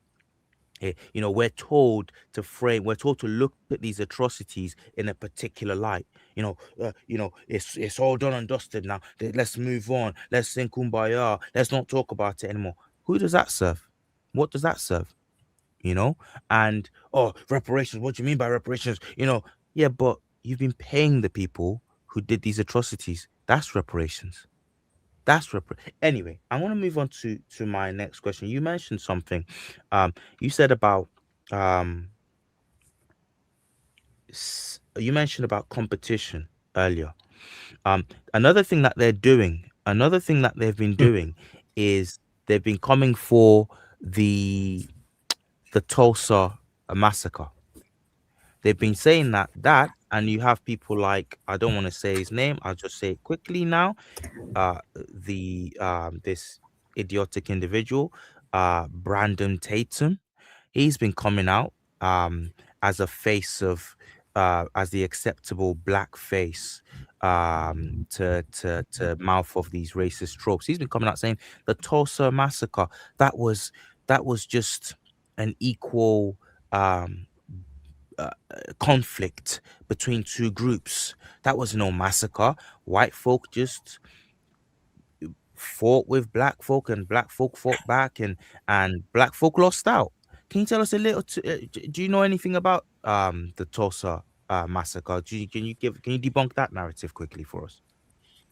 Yeah, that's one of the black communities that was literally destroyed. So back in 1921, Tulsa, Oklahoma, like the rest of the country, was segregated by race. So black people in Tulsa, in the Greenwood district, of Tulsa, they it's called Black Wall Street because black people had their own economic, um, they had their own community with their own economic development, stores, restaurants, and their own everything. So everything was segregated. So um, as usual, you have a situation where you have um, you have an allegation. You have an allegation of a young brother who supposedly in an elevator he brushed up against, leaned up against, stumbled against. All we know is that elevators go up and they go down. Could he have stumbled? Possibly. Could he have brushed against her? Possibly. But the bottom line is when the story went out, and now he's quote unquote raped the girl, and so he's then going to be taken by a lynch mob, and they would do what they normally would do, the white nationalists, but not in this case. This is in 1921, so it's after World War One, where a number of black men served in the military. They had their training, they had their arms. They said, no, he's going to get a trial. So white folks said, no, no, no, the trial is right here in the street. We're going to lynch him. I said, no, no, actually, it won't happen. So not only did a race riot break out where white folks attacked the black community, the government attacked, and this is the first documented case that the city of Tulsa, Oklahoma, actually through a helicopter dropped a bomb. They literally dropped a bomb on the black community, the Greenwood district, and it was smoldering. You can see the aftermath. You can also see the aftermath of black men, of people died. Dozens, if not hundreds, were killed over the 2 day period. And also, you see black people with their hands up being taken under custody to a facility because they were deemed as outsiders and criminals. So clearly, people were indiscriminately murdered because they were black. They were indiscriminately attacked because they were black. And black people were just saying, no, he's going to get a trial. You criminals are used to lynching black folks, but not now, not this time. So they burned down the Greenwood district block by block and dropped the explosive in doing so. And nobody has been compensated. They had a whole Tulsa reparations commission. And somehow the reparations commission found that nobody was liable, not even the city. Nobody is eligible. We have living victims. The last Tulsa survivor just passed, literally, just passed from the 1921 incident. So the criminals couldn't say, the enemy couldn't say that this was people generations ago who are no longer around, and you're not eligible for compensation or reparations for what was done against them. That argument could not be made because the victims literally live into recent times and just passed and were giving all kind of firsthand testimonies of what they saw, what they experienced, and still the Tulsa Commission found no grounds for compensation or reparations. So Tulsa in the Greenwood district, which was called Black Wall Street, is a clear example of vicious white nationalism in the country where they're not going to pay or compensate anybody for anything and will come up with any excuse not to do so. But the crimes against the black community in Tulsa is very clear and is still being fought today. And the commission, in all of its illogic, has found that nobody should be compensated. So everybody else can be compensated, but not black folks. They can compensate somebody that caught hell in Europe during World War II, but they can't compensate black people that suffered and who are still around and have never been paid a dime. So Tulsa has been probably the most prominent case of this kind of criminality that has gone on in the U.S.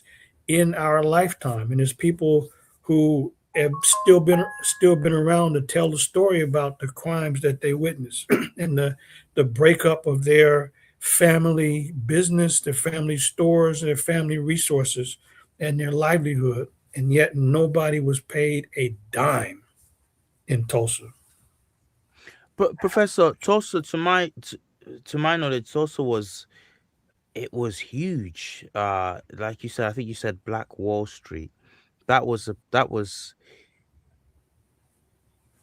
threat, wasn't it? That was a threat to, I think, for the U.S. government to drop bombs on its own citizens, and I think it's been the only uh incident of that in American history. It was the first, not the only, it was the first. Yeah, Right, the because first. the First. first, it also happened in Philadelphia in 1985.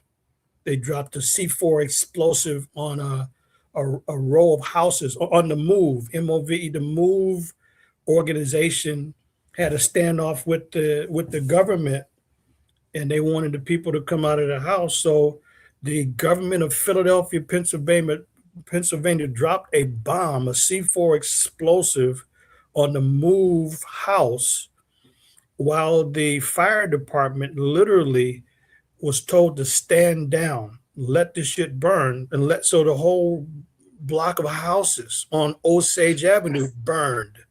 And that was in 1985. So this was, more than a half a century after the Tulsa massacre, around the Dick Rowland incident in that elevator with a white girl. And all one had to do is to say that something strange happened, and then through Hmm. propaganda and imagination, something strange turns into a a rape or sexual assault. This is the propaganda. This has happened everywhere. In Duluth, Minnesota, same thing.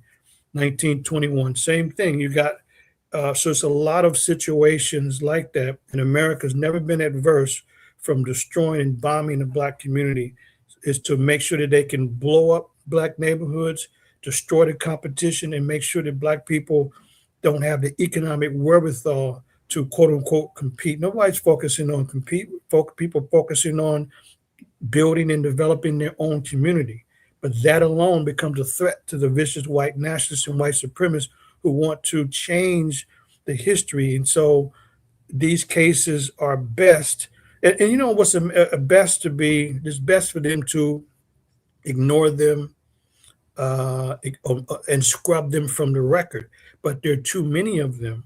And the most difficult Hmm. case for these demons is the Emmett Till case, because it was public, and when it's public, it's national and international. And in Tulsa is very, very well known, and it had the 100th anniversary back in 2021, and people keep this alive. And the victims who were centenarians, over 100 years old, they played a key role in giving eyewitness firsthand account testimony, so that the right wing criminals couldn't dismiss it as just hearsay or not affecting somebody. No, it affected a whole lot of people, and so the trajectory of Tulsa is what we have to look at. Where Tulsa was in May and June of 2021 when this happened, over the in the May, early and June 1st, and where it was going in the whole economic wherewithal. But that's ignored in our case, but others have been paid. And one thing that's interesting, I brought to one of my classes at Contra Costa College here in California. I brought a few times. I brought a man named an elder, Japanese elder named Paul Okimoto, and Paul Okimoto was a 7-year-old child when the U.S. rounded up all of the Japanese, about 110,000 Japanese, and put them in concentration or internment camps, because the U.S. did not trust them during the war and thought that they might help Germany and fight on the other side. These were Japanese, many of them, that were born and raised in the U.S. and didn't know anything about Japan or the Japanese emperor or anything else. So Paul Okimoto, I had him speak at my class and to the campus, and he said that America was wrong for these crimes and had to pay the Japanese in 1988, had to pay them reparations. And the reparations, to show you how criminal the U.S. got off easy, the reparations for the crime of interning Japanese in concentration or internment camps for 3 years under gunpoint and barbed wire, they paid them after apologizing. In 1988, they paid reparations and it amounted to $20,000 per person, only to the survivors, not the survivors' spouses or relatives, but only if they were surviving. Well, wait a minute, this is more than 40 years later. So Paul Okimoto, he had said in the class that somebody asked, one of my students asked about what did he do with the money. He said, well, he didn't remember. He said he thinks his wife spent it or something like that. And then he said, he was joking, but he said, yeah, she probably just spent it. But he didn't really make anything of the 20,000. And he said that if Japanese can go through this humiliation over a 3 or so year period, Black people have gone through this for centuries, certainly deserve reparations. This is what he said. And he said that this was penance and this money should go towards victims that had it far worse than we did. And that's what Paul Mm. Okimoto said. And he wrote a book called Old Poston, Poston. Old Poston, Why Don't You Cry for Me? Poston was one of the 10 concentration camps that Japanese were forced into. And they had to they had to leave their homes, leave their businesses, and they lost all of what they had. And Paul Okimoto was saying that his family was near the southern area, near Los Angeles, closer to San Diego in Southern California. And the closest internment camp to them was a place called Poston. He said that Black people were gracious to them. He mentioned something that's very rare. He said Black people helped to keep the property for them that they had.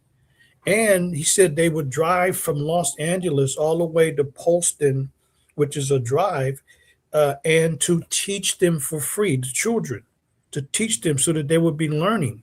It's the humanity of Black people. It's the largesse of Black people because we've had a similar experience with the same enemy. Yeah, and I do mean enemy. These are demons. They didn't do that to the Europeans that they were fighting against, but they certainly did not trust the Japanese. But they did give reparations. But Black folks, there's every excuse in the book not to give reparations. And so, again, the Emmett Till case makes the criminals more uncomfortable because it's like it's too obvious, it's too detailed, and there's too many people that know the name and the story of Emmett Till. And this is why, now check this out, Trump, this madman in DC, so he issued executive order 14253. This was an executive order that he issued last year in March of 2025. And guess what the order, so if anybody looks up executive order 14253, the title of it is Restoring Truth and Sanity to American History. Truth and sanity. So what he means is to scrub truth and sanity from American history. I gotta mute my mic so I can laugh. Yeah, so that's part of this, is that you got a new wave of people that are rewriting the history at the Smithsonian Institution, where there's the American History there museum, and to retell American history from the point of view of the propagandists. And so what do you do with an Emmett Till story? What do you do about a Black Wall Street, where you take it from the public's memory and scrub over any exhibit that is shaming America? So for them, it's like there's no justification to have monuments or museum exhibits telling the story. And it's not, and Brother Thrillback, it's not just us. It's the American professional American historian associations that are totally mainstream. They're against it too. So it's not even just the Black community. They're against this scrubbing of American history. So there's the Organization of American Historians, for example, totally mainstream. In fact, there's the American Historical Association. They have at least 11,000 or more members. These are professional historians that are mainstream, that largely are not black. They don't agree with this new move since early 2025. So supposedly restore truth and sanity. No, it's to scrub truth and sanity, to remove truth and sanity from U.S. history by restoring monuments, statues of slave owners, restore statues and images of segregationists and others who they say that were justifiably attacked and had their statues taken down in the summer of 2020, the summer of protests with the lynching of George Floyd. That's a lynching because it's a public murder in that manner, But usually, lynching is the hundreds, if not thousands, of people involved. But Well, he that's was what he they're was asphyxiated. They choked him out, So that's what happens when you hang from a tree. You choke. Um um Professor, I want to play something. I could ask it in a question, but I want to prove to people that I'm not just saying things, and people like yourself and myself, we're not just saying things for shock value. Okay. This is a clip from NBC, Chicago NBC. They did their stuff ranks high when you type in Emmett Till into YouTube, and they've done several documentaries on the Emmett Till story. One of them is called The Lost Story of Emmett Till, Then and Now, and I want to show you just a small part of this clip. Sometimes I talk a lot about investigating what is behind historical um and seemingly irrational, uh maybe not even hatred, but fear of blackness, from white folk. And I keep coming back to, and something that Dr. Ampim has said a few times tonight, and but I just want you to hear it from a guy who did his PhD on the whole Emmett Till thing. Now, this is a white brother, a white ally in this fight, and he appears in this documentary, and he says what I've been saying, that a lot of people might think, oh, he's just talking about it, he's just saying that for shock effect, or he's just saying that to add some kind of uh, black machismo to what he's saying. No, listen to this. Listen to what this individual says. Let me share the screen for all of you watching at home. Okay, so this is from the NBC documentary that you can get on YouTube. You're only gonna play a small section of it, because of copyright, and I hope I don't get a strike anyway. But I think it's important. Here we go. Right. Hitting play. Members throughout the South. These citizens' councils are all around the state. They're different than the Klan in that they are more middle class and upper class. They're very powerful. That's where the action is. Can you hear that, Professor? yes. Okay. As far as white opposition to integration, they were generally referred to as the Ku Klux Klan in coats and ties. This is Dr. Stephen Whitaker, a Tallahatchie County native. He wrote the first extensive review of the Emmett Till case for his master's thesis in 1963. In it, he points out the primary concern segregationists had with integration was that Black men would become romantically involved with white women. In his opening chapter, Sex and Segregation, Whitaker cites Gunnar Myrdal's An American Dilemma. Sex becomes the principle around which the whole structure of segregation of the Negro is organized. The Southern man on the street responds to any plea for social equality with, "Would you like to have your daughter marry a Negro?" Ever since Reconstruction, that's been pumped and used to generate fear. The other great fear that they had was that if Black people were able to vote, that they would take over and run the counties and run the state. They saw the desegregation of public schools as a real threat to this way of life, which is the racist euphemism for apartheid, basically. And this is why I believe that every one of our movements, um, every one of our grass, homegrown movements, and uh, independent activities outside of mainstream white society, they had to come for. I've spoken on this channel before about rap and hip hop culture, how they poison that and turn it into what it is, a parody of what it was. Um, and everybody heard there. Um, that's a white person saying this sex thing was huge. Um, have you did do you, have you come to the same conclusion yourself, Professor? What do you think about those comments from that man? Yeah, it's 100% correct. That was what he said was documented long before he wrote he did his work, his thesis on that. Ida B. Wells started that work in the late 1800s. So she wrote the Red Book, and Ida B. Wells chronicled these lynching attacks and what was the rationale. She created a whole chart. So, and that was the most common reason given is that supposedly, like in Tulsa, for example, here they're on the elevator, and suddenly elevator, who knows if anything happened at all. Elevators go up and down, and we are talking about 100 years ago. Maybe he stumbled, maybe he didn't. But that turns into rape. Everything turns into rape.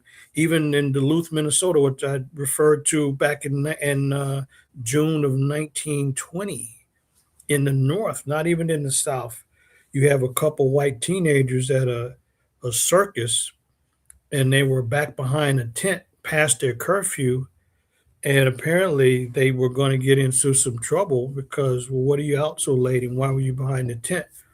So they made up a wild story that they were sexually assaulted by black men who were working at the circus, and they were uh, packing up, getting ready for the circus to go to another city. And so the guy claimed to have been assaulted, and the girl was supposedly raped. She was examined by her family physician. A white physician said there was no evidence of any abuse at all. But it didn't stop the lynch mob from going after these a bunch of black men who they picked out randomly in a lineup and lynched them. And you see a postcard. You see a postcard in June of 2020 with three men lynched.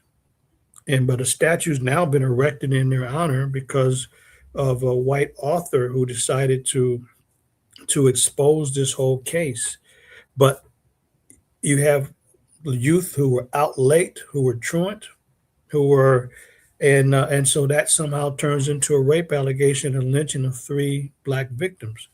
But Ida B. Wells said that was in 1920. She had been documenting that for years and years and years. So that's not speculation. Also, anybody that has the book 100 Years of Lynching, what I like about the book 100 Years of Lynching is it's a compilation of news stories, and it's all over the country, and it's amazing when you read the stories. The two things that stand out the most in one news story after another of people being lynched is the the white lynch mob breaking into the jail and overpowering the sheriffs and the jailers, taking their keys and busting people out of the jail to beat them and lynch them, and the allegation of rape and sexual assault. Those are the two things that stand out more than anything else. But here's the other part of the reality. The reality is that black women were not safe. They were the ones raped and assaulted throughout any slave environment. So when you look at the records, the objective records in describing people, remember this is like we're talking in the 1700s, early 1800s, mid 1800s. We don't have there's no national ID or anything like that. No, people didn't have a photo card, so they describe them in details about their race. And one thing that stands out in like, for example, the runaway ads, when people would run away from the vicious slave conditions. And there's about 250,000 ads that were taken out by the slave owners to put in newspapers so that the public will know that the vicious slave owner is looking for the person that ran away. And they would describe them. And it's a large number of them. I haven't done a statistical study, but by and large, a lot of the people that ran away, they described them as mulatto, a mix between black and white. And I point this out to my students. And look, this is amazing. These people are driven by color. The whole family ran away. In one of the ads, they say he's a dark mulatto, a bright mulatto. The other one's a bright mulatto. This one, the father is a so-called black Negro. Literally, they have this is the description of them. And but mulatto only means that there's a mixture. So the reality is that while slavery was based strictly on race, so there's strict racial segregation during the day, but racial integration at night, meaning that many of the slave owners and the white male family members were lascivious and vicious. And so black women had no protection. This is why you have all of these mulattoes, including the third U.S. president, Thomas Jefferson. This man was just as vicious as the rest of them, and he fathered the children of Sally Hemings. And so Thomas Jefferson was a very vicious man. He knew slavery was wrong, but he had the benefits of enslaving as many as 600 black people during the course of his lifetime, and Wow. and unfettered access to Sally Hemings. So he was criticized during his day, and exposed. This is how he was exposed to the general public: is that the black family side of Sally Hemings had told the Jefferson side, which was mainly white descendants, that we're relatives through Thomas Jefferson, because this had been a part of the oral history in the Sally Hemings black part of the family. The Jefferson clan said, absolutely not. We don't know you. You ain't a part of us. So they even went on the Oprah Winfrey talk show some years ago to duke it out, fight it out. The Hemings group versus the Jefferson group. And they couldn't resolve it on Oprah. And so guess how it was resolved? Through good old DNA tests. And the DNA test proved not that there was one of the Jeffersons who fathered Sally Hemings several children, but it was specifically Thomas Jefferson who fathered the children of Sally Hemings. And so who herself was mixed. It was so many. Even the great Frederick Douglass had a black mother, but a white father. Yes, even he. And Frederick Douglass said he didn't know who his father was, but he suspected that it was a slave owner that was his actual father. But this was very, very common. So the accusations of black men assaulting white women and want to have relations with white women, is Projection. yeah, very much so. It's been the white men. And so here's what happened. As soon as slavery ended in 1865, not because of Abraham Lincoln, it ended because of the northern states, and the U.S. government defeated the Confederate states in the South. It was a bloody 4-year civil war, and there was 180 more than 180,000 black men that fought with the North. They were fighting for something real. They were fighting for freedom. So they helped to defeat the vicious states and people in the South who were fighting to maintain slavery. So soon as the South got their ass kicked and slavery and ended in April of 1865, then the Southern propagandists, they took it to a different level, and that is they started to fabricate drawings and images of black women, making them look like they're big and obese and out of shape. Then you get the image of Aunt Jemima, which is a Mm-hmm. pancake mix and syrup. So she's big. excuse me, nobody. What the hell is that? Black people did not have enough calories to be that Mm, large. They did physical work. This image of a big, overweight black woman was created, it was manufactured in order to make them look large and unattractive to cover up mm, vicious, lascivious, uh, sexual exploitation nature of many of the white men.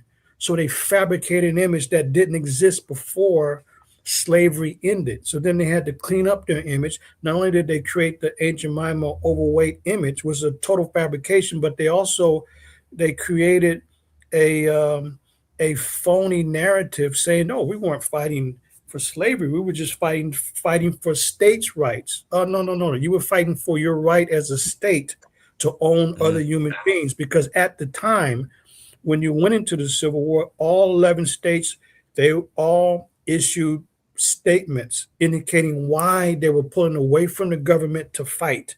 And they indicated very clearly that their main motivation is that slavery is the greatest financial and economic institution in the world.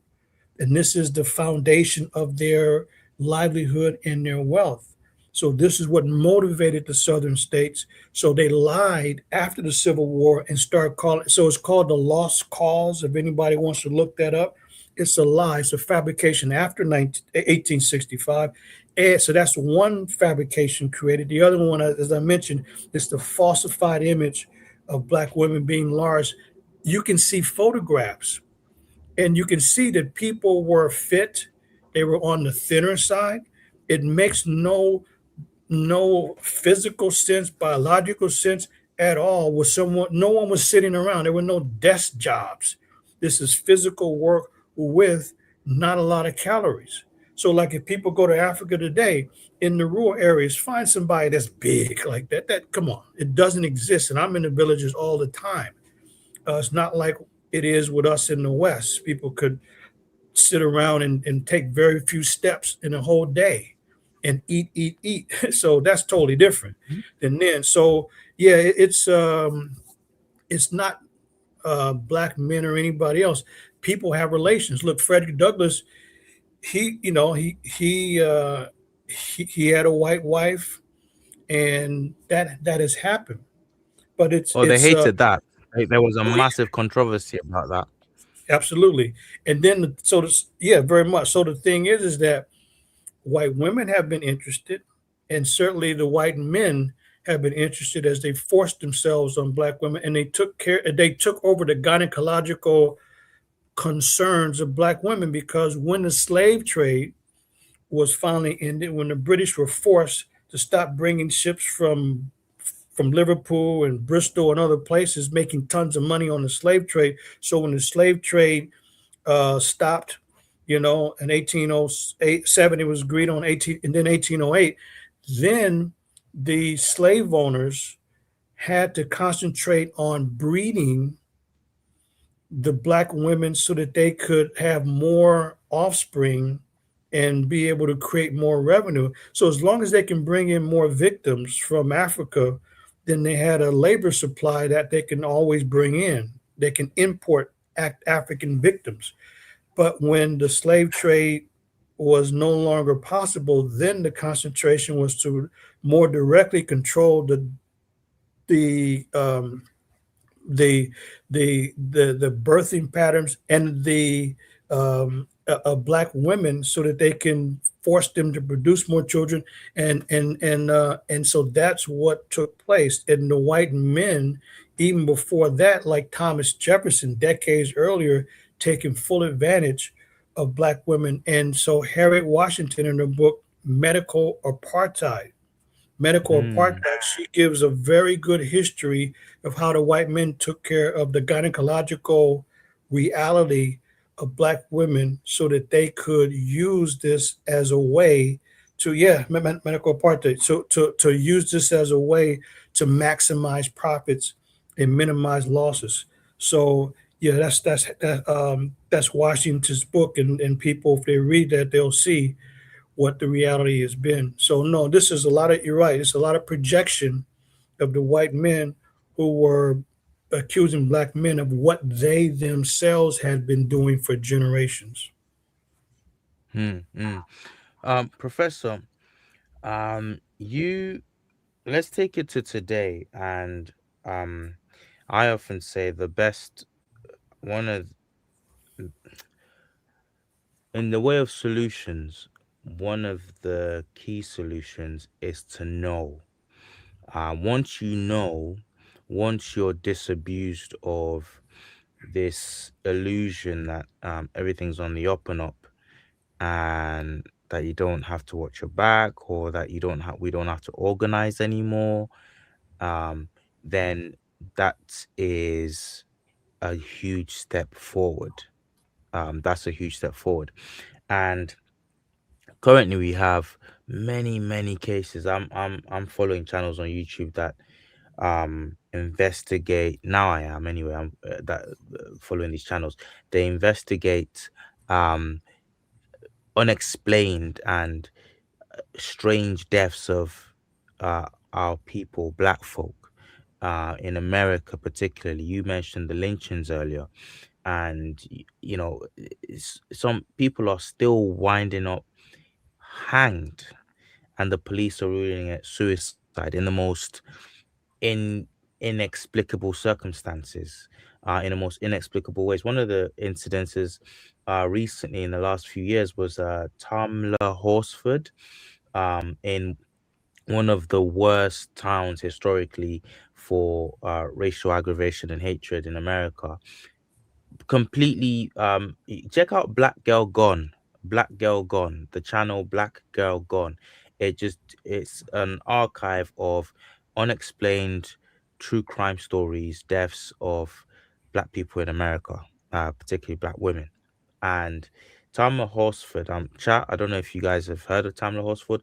That story scares me. I'm scared for you man out there, because it looks like nothing's changed really. In fact, it's scarier because now you have a veneer of, what are you talking about? It's 2026. It's equal. Everything's equal. We're free now. You know, we have everything's free. So nobody's getting any justice. You're not even going to get noise raised about it because everything's supposed to be free now.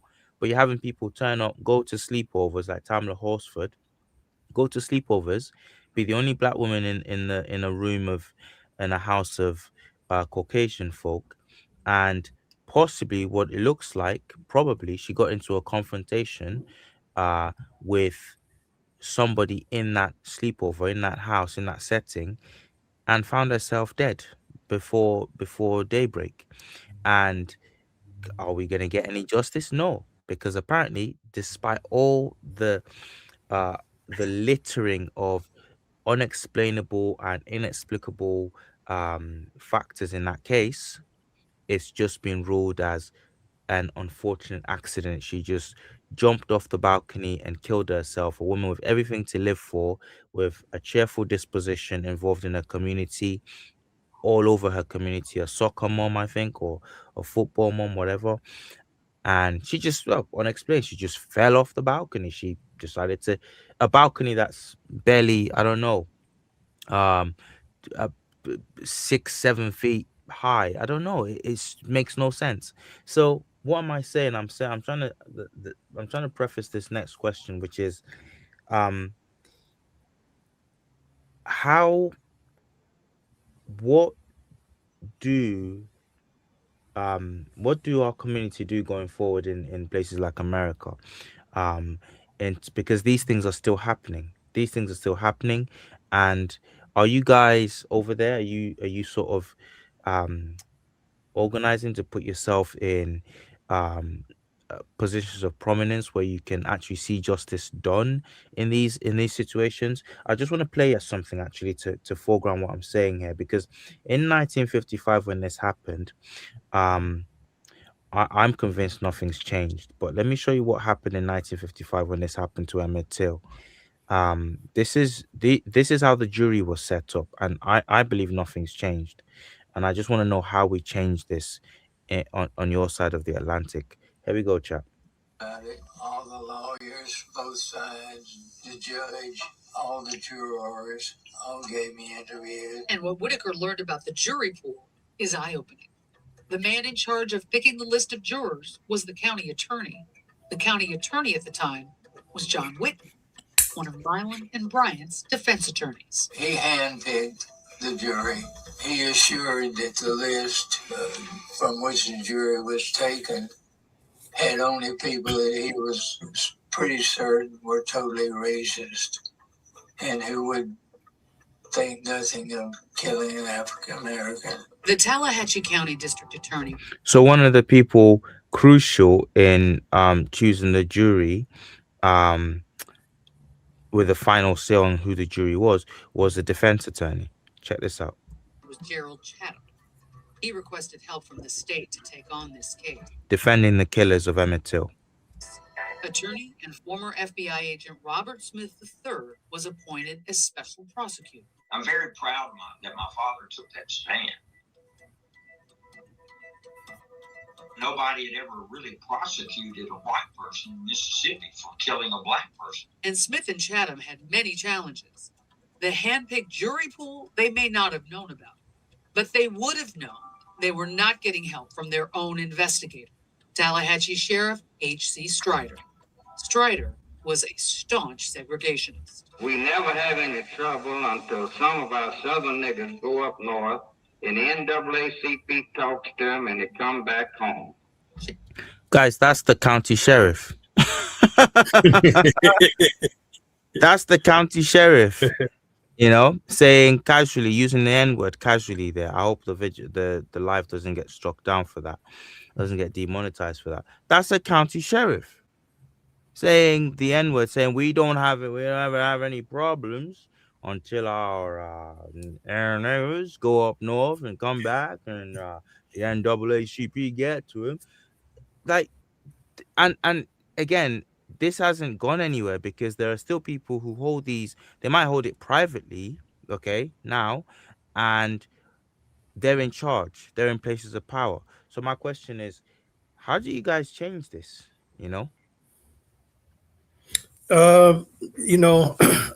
Like I said before, there's resilience, but there's a resistance too, because if these people had it their way, this would be much more common even now, not just defending the past, but continuing with these acts today. But there are cases here and there on a regular basis that will never make sense. Why would someone go through all of this to lynch themselves? But this is the story that goes out by a corrupt system. So it's a criminal justice system. So the justice system itself has been criminal. It's one of many attacks. So it's it's black people living among criminals for centuries and knowing how to survive and how to maintain. But this is what these people are about. These are criminals, and they will justify any and all crimes. We see it on a regular basis. It's like, well, what is America doing in Gaza and in Iran? To kill off tons of people is just normal for them. This is how they see things. If someone's in opposition, just kill them off. Find some reason to engage in genocidal attacks. So, for black people, it's really to not be naive and to really know what the deal is. That's why it's good that there's so much around the Emmett Till case, and his family is still active. I think online, I was putting in something about Emmett Till, and what came up was apparently people have been asking the question, is Emmett Till's family still alive? Yeah, they are. They're around. In fact, early last year, there were a couple members of Emmett Till's family here in the U.S. that contacted me for some, historical insight and support. And so I gave them just some ideas and some suggestions, as well as some YouTubers, some popular YouTubers that cover situations and cases of injustice. So I just recently reached out to them to see what was the update, but they reached out, and I told them I'm glad that they reached out because I'm very familiar with there, and these are cousins. These are cousins of Emmett Till, direct Mm, cousins that have reached out. So it's resistance has always been a model of Black people. If we don't resist, if we didn't resist, then we wouldn't survive because these people collectively are very dangerous and mm, very destructive. And all around the Emmett Till case, you see like sinister. I said, senator. I almost said, and it would be accurate. Sinister, uh, mm, Sinister Easton. These are people, elected officials that have no problem in siding with criminality. This is the mm, man during the trial of the murder of Emmett Till, when they picked that phony jury of 12 white men. This is the senator who's a segregationist promoting white nationalism that put out the story about Lewis Till, Emmett Till's father, in order mm. to taint everyone against the criminals who killed Emmett Till. So this was strategically released by Easton, who And you is know a what's funny? Do you know what's funny? Sorry, this is the first time I've interrupted you all night. I wanna get this in before I forget it. Do you know what's funny about the Louis Till? I don't know if it's Louis or Louis Till incident. It's that they never wanted that case to get back to his wife, his ex-wife, Mamie, because and for me that's weird because in the time that this happened, surely there's nothing other than, in fact, doesn't it further the narrative, the anti-black narrative that was prevalent at the time? See what happened. We let we let you serve in the American army, and this is what you do. You go abroad and you rape white women, but they didn't. The U.S. Army did not inform um his ex-wife and his family about this hanging. Now, why is that? The only reason it came to light popularly and was known was when they wanted to use it to besmirch the name of this young boy who they just killed.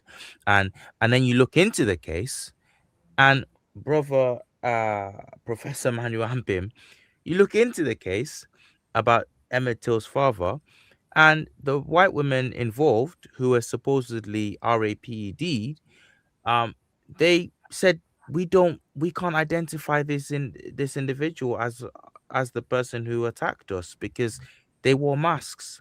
Now you can bet your bottom dollar if those women had any inkling that we were attacked by a black male. You don't. It's not just a white. Come on, we don't. Without getting graphic. Without getting graphic, those women can tell if it was a black male or black males who attacked them as opposed to white males. They can tell.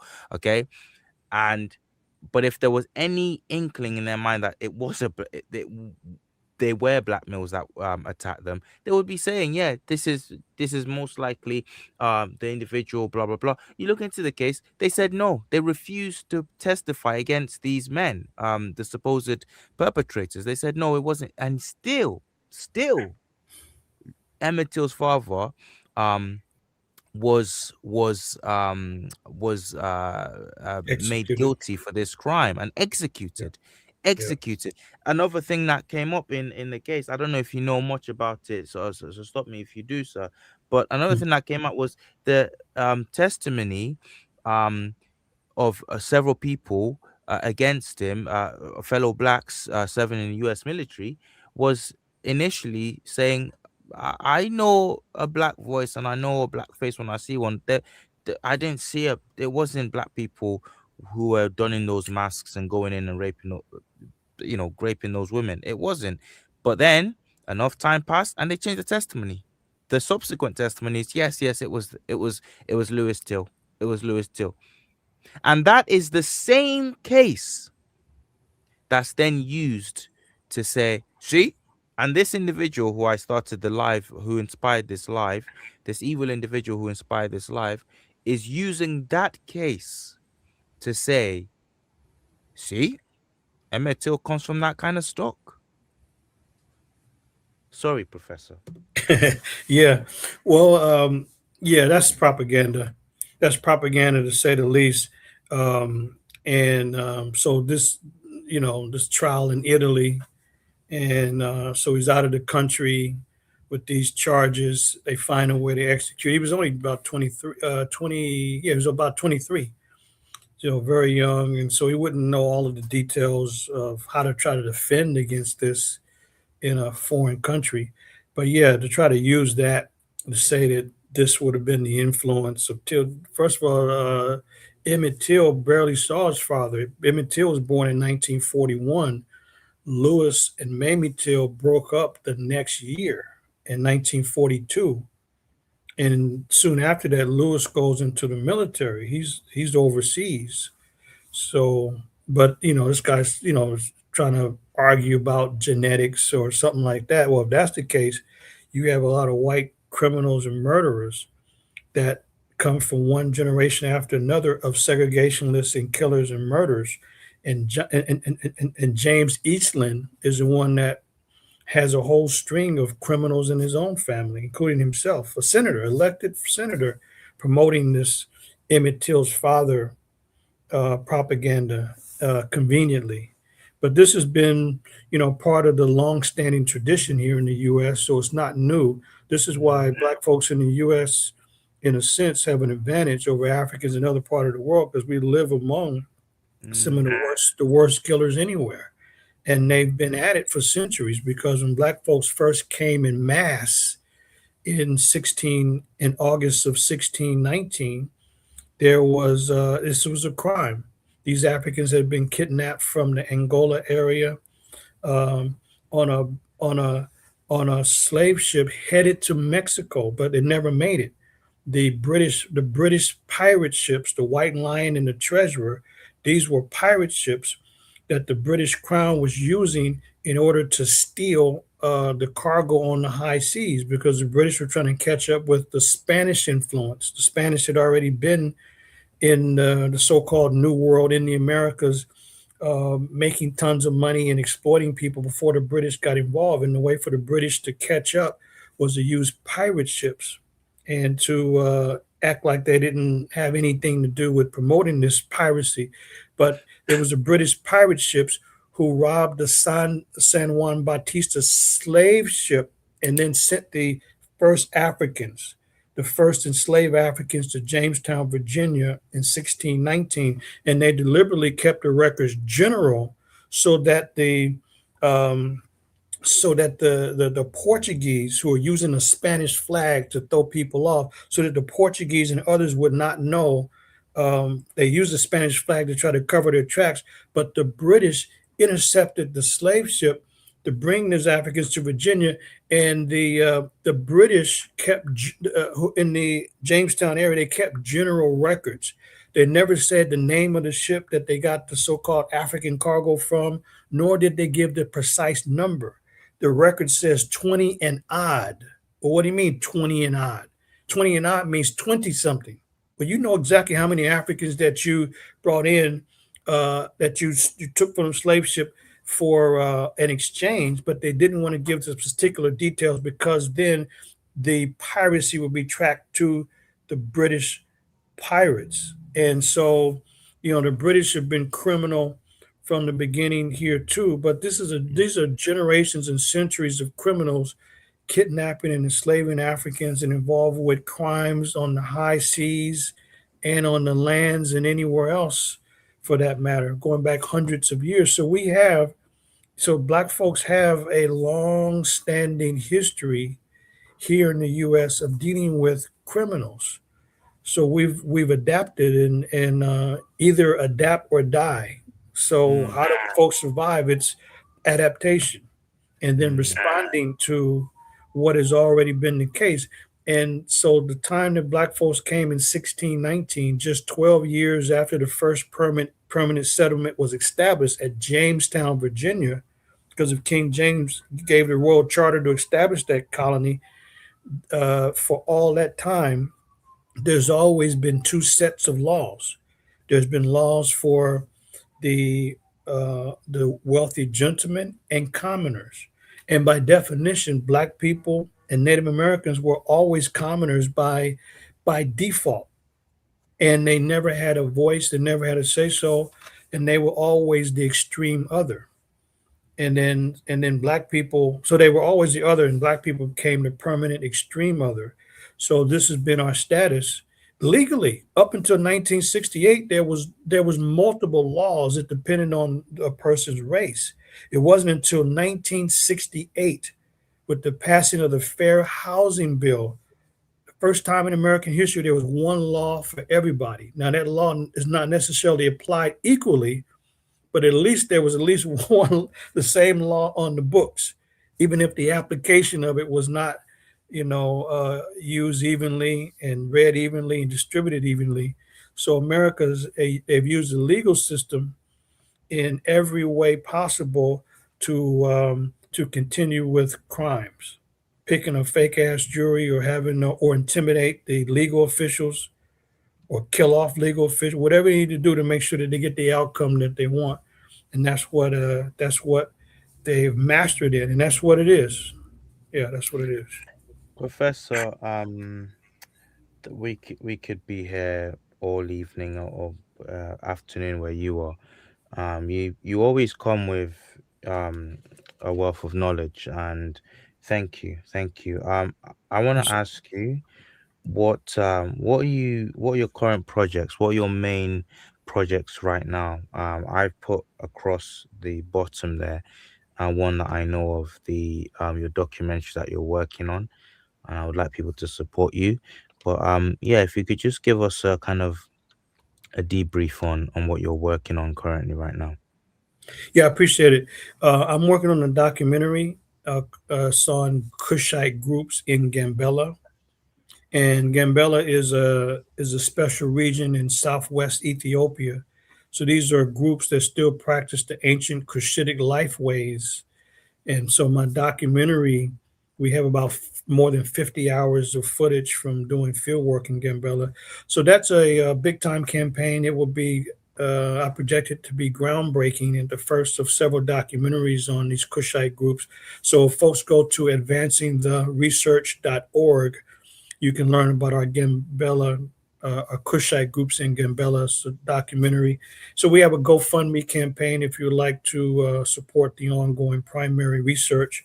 And um, and I just posted on my site. If people go to Professor Manu Ampim, the YouTube site, make sure it has Professor, because there's an old site that's still active and people are going to the wrong site. But Professor Manu Ampim, I posted a couple of promos for my tours next summer to Ethiopia, and then a second tour to Kemet as well. So those are a couple things, along with a project. Some of you may know about Routledge Publishing, and that's arguably the largest publishing house, or one of the largest publishing house in the world. Um, I'm working on it's ways to go about this, but I'll be working on a massive handbook, a handbook on African civilizations that would really set the direction for research in African civilizations for the next 5 to 10 years. So that's a big project to look out for. So if people are interested, brother, they can always reach out to me. Just Manu Ampim at Gmail.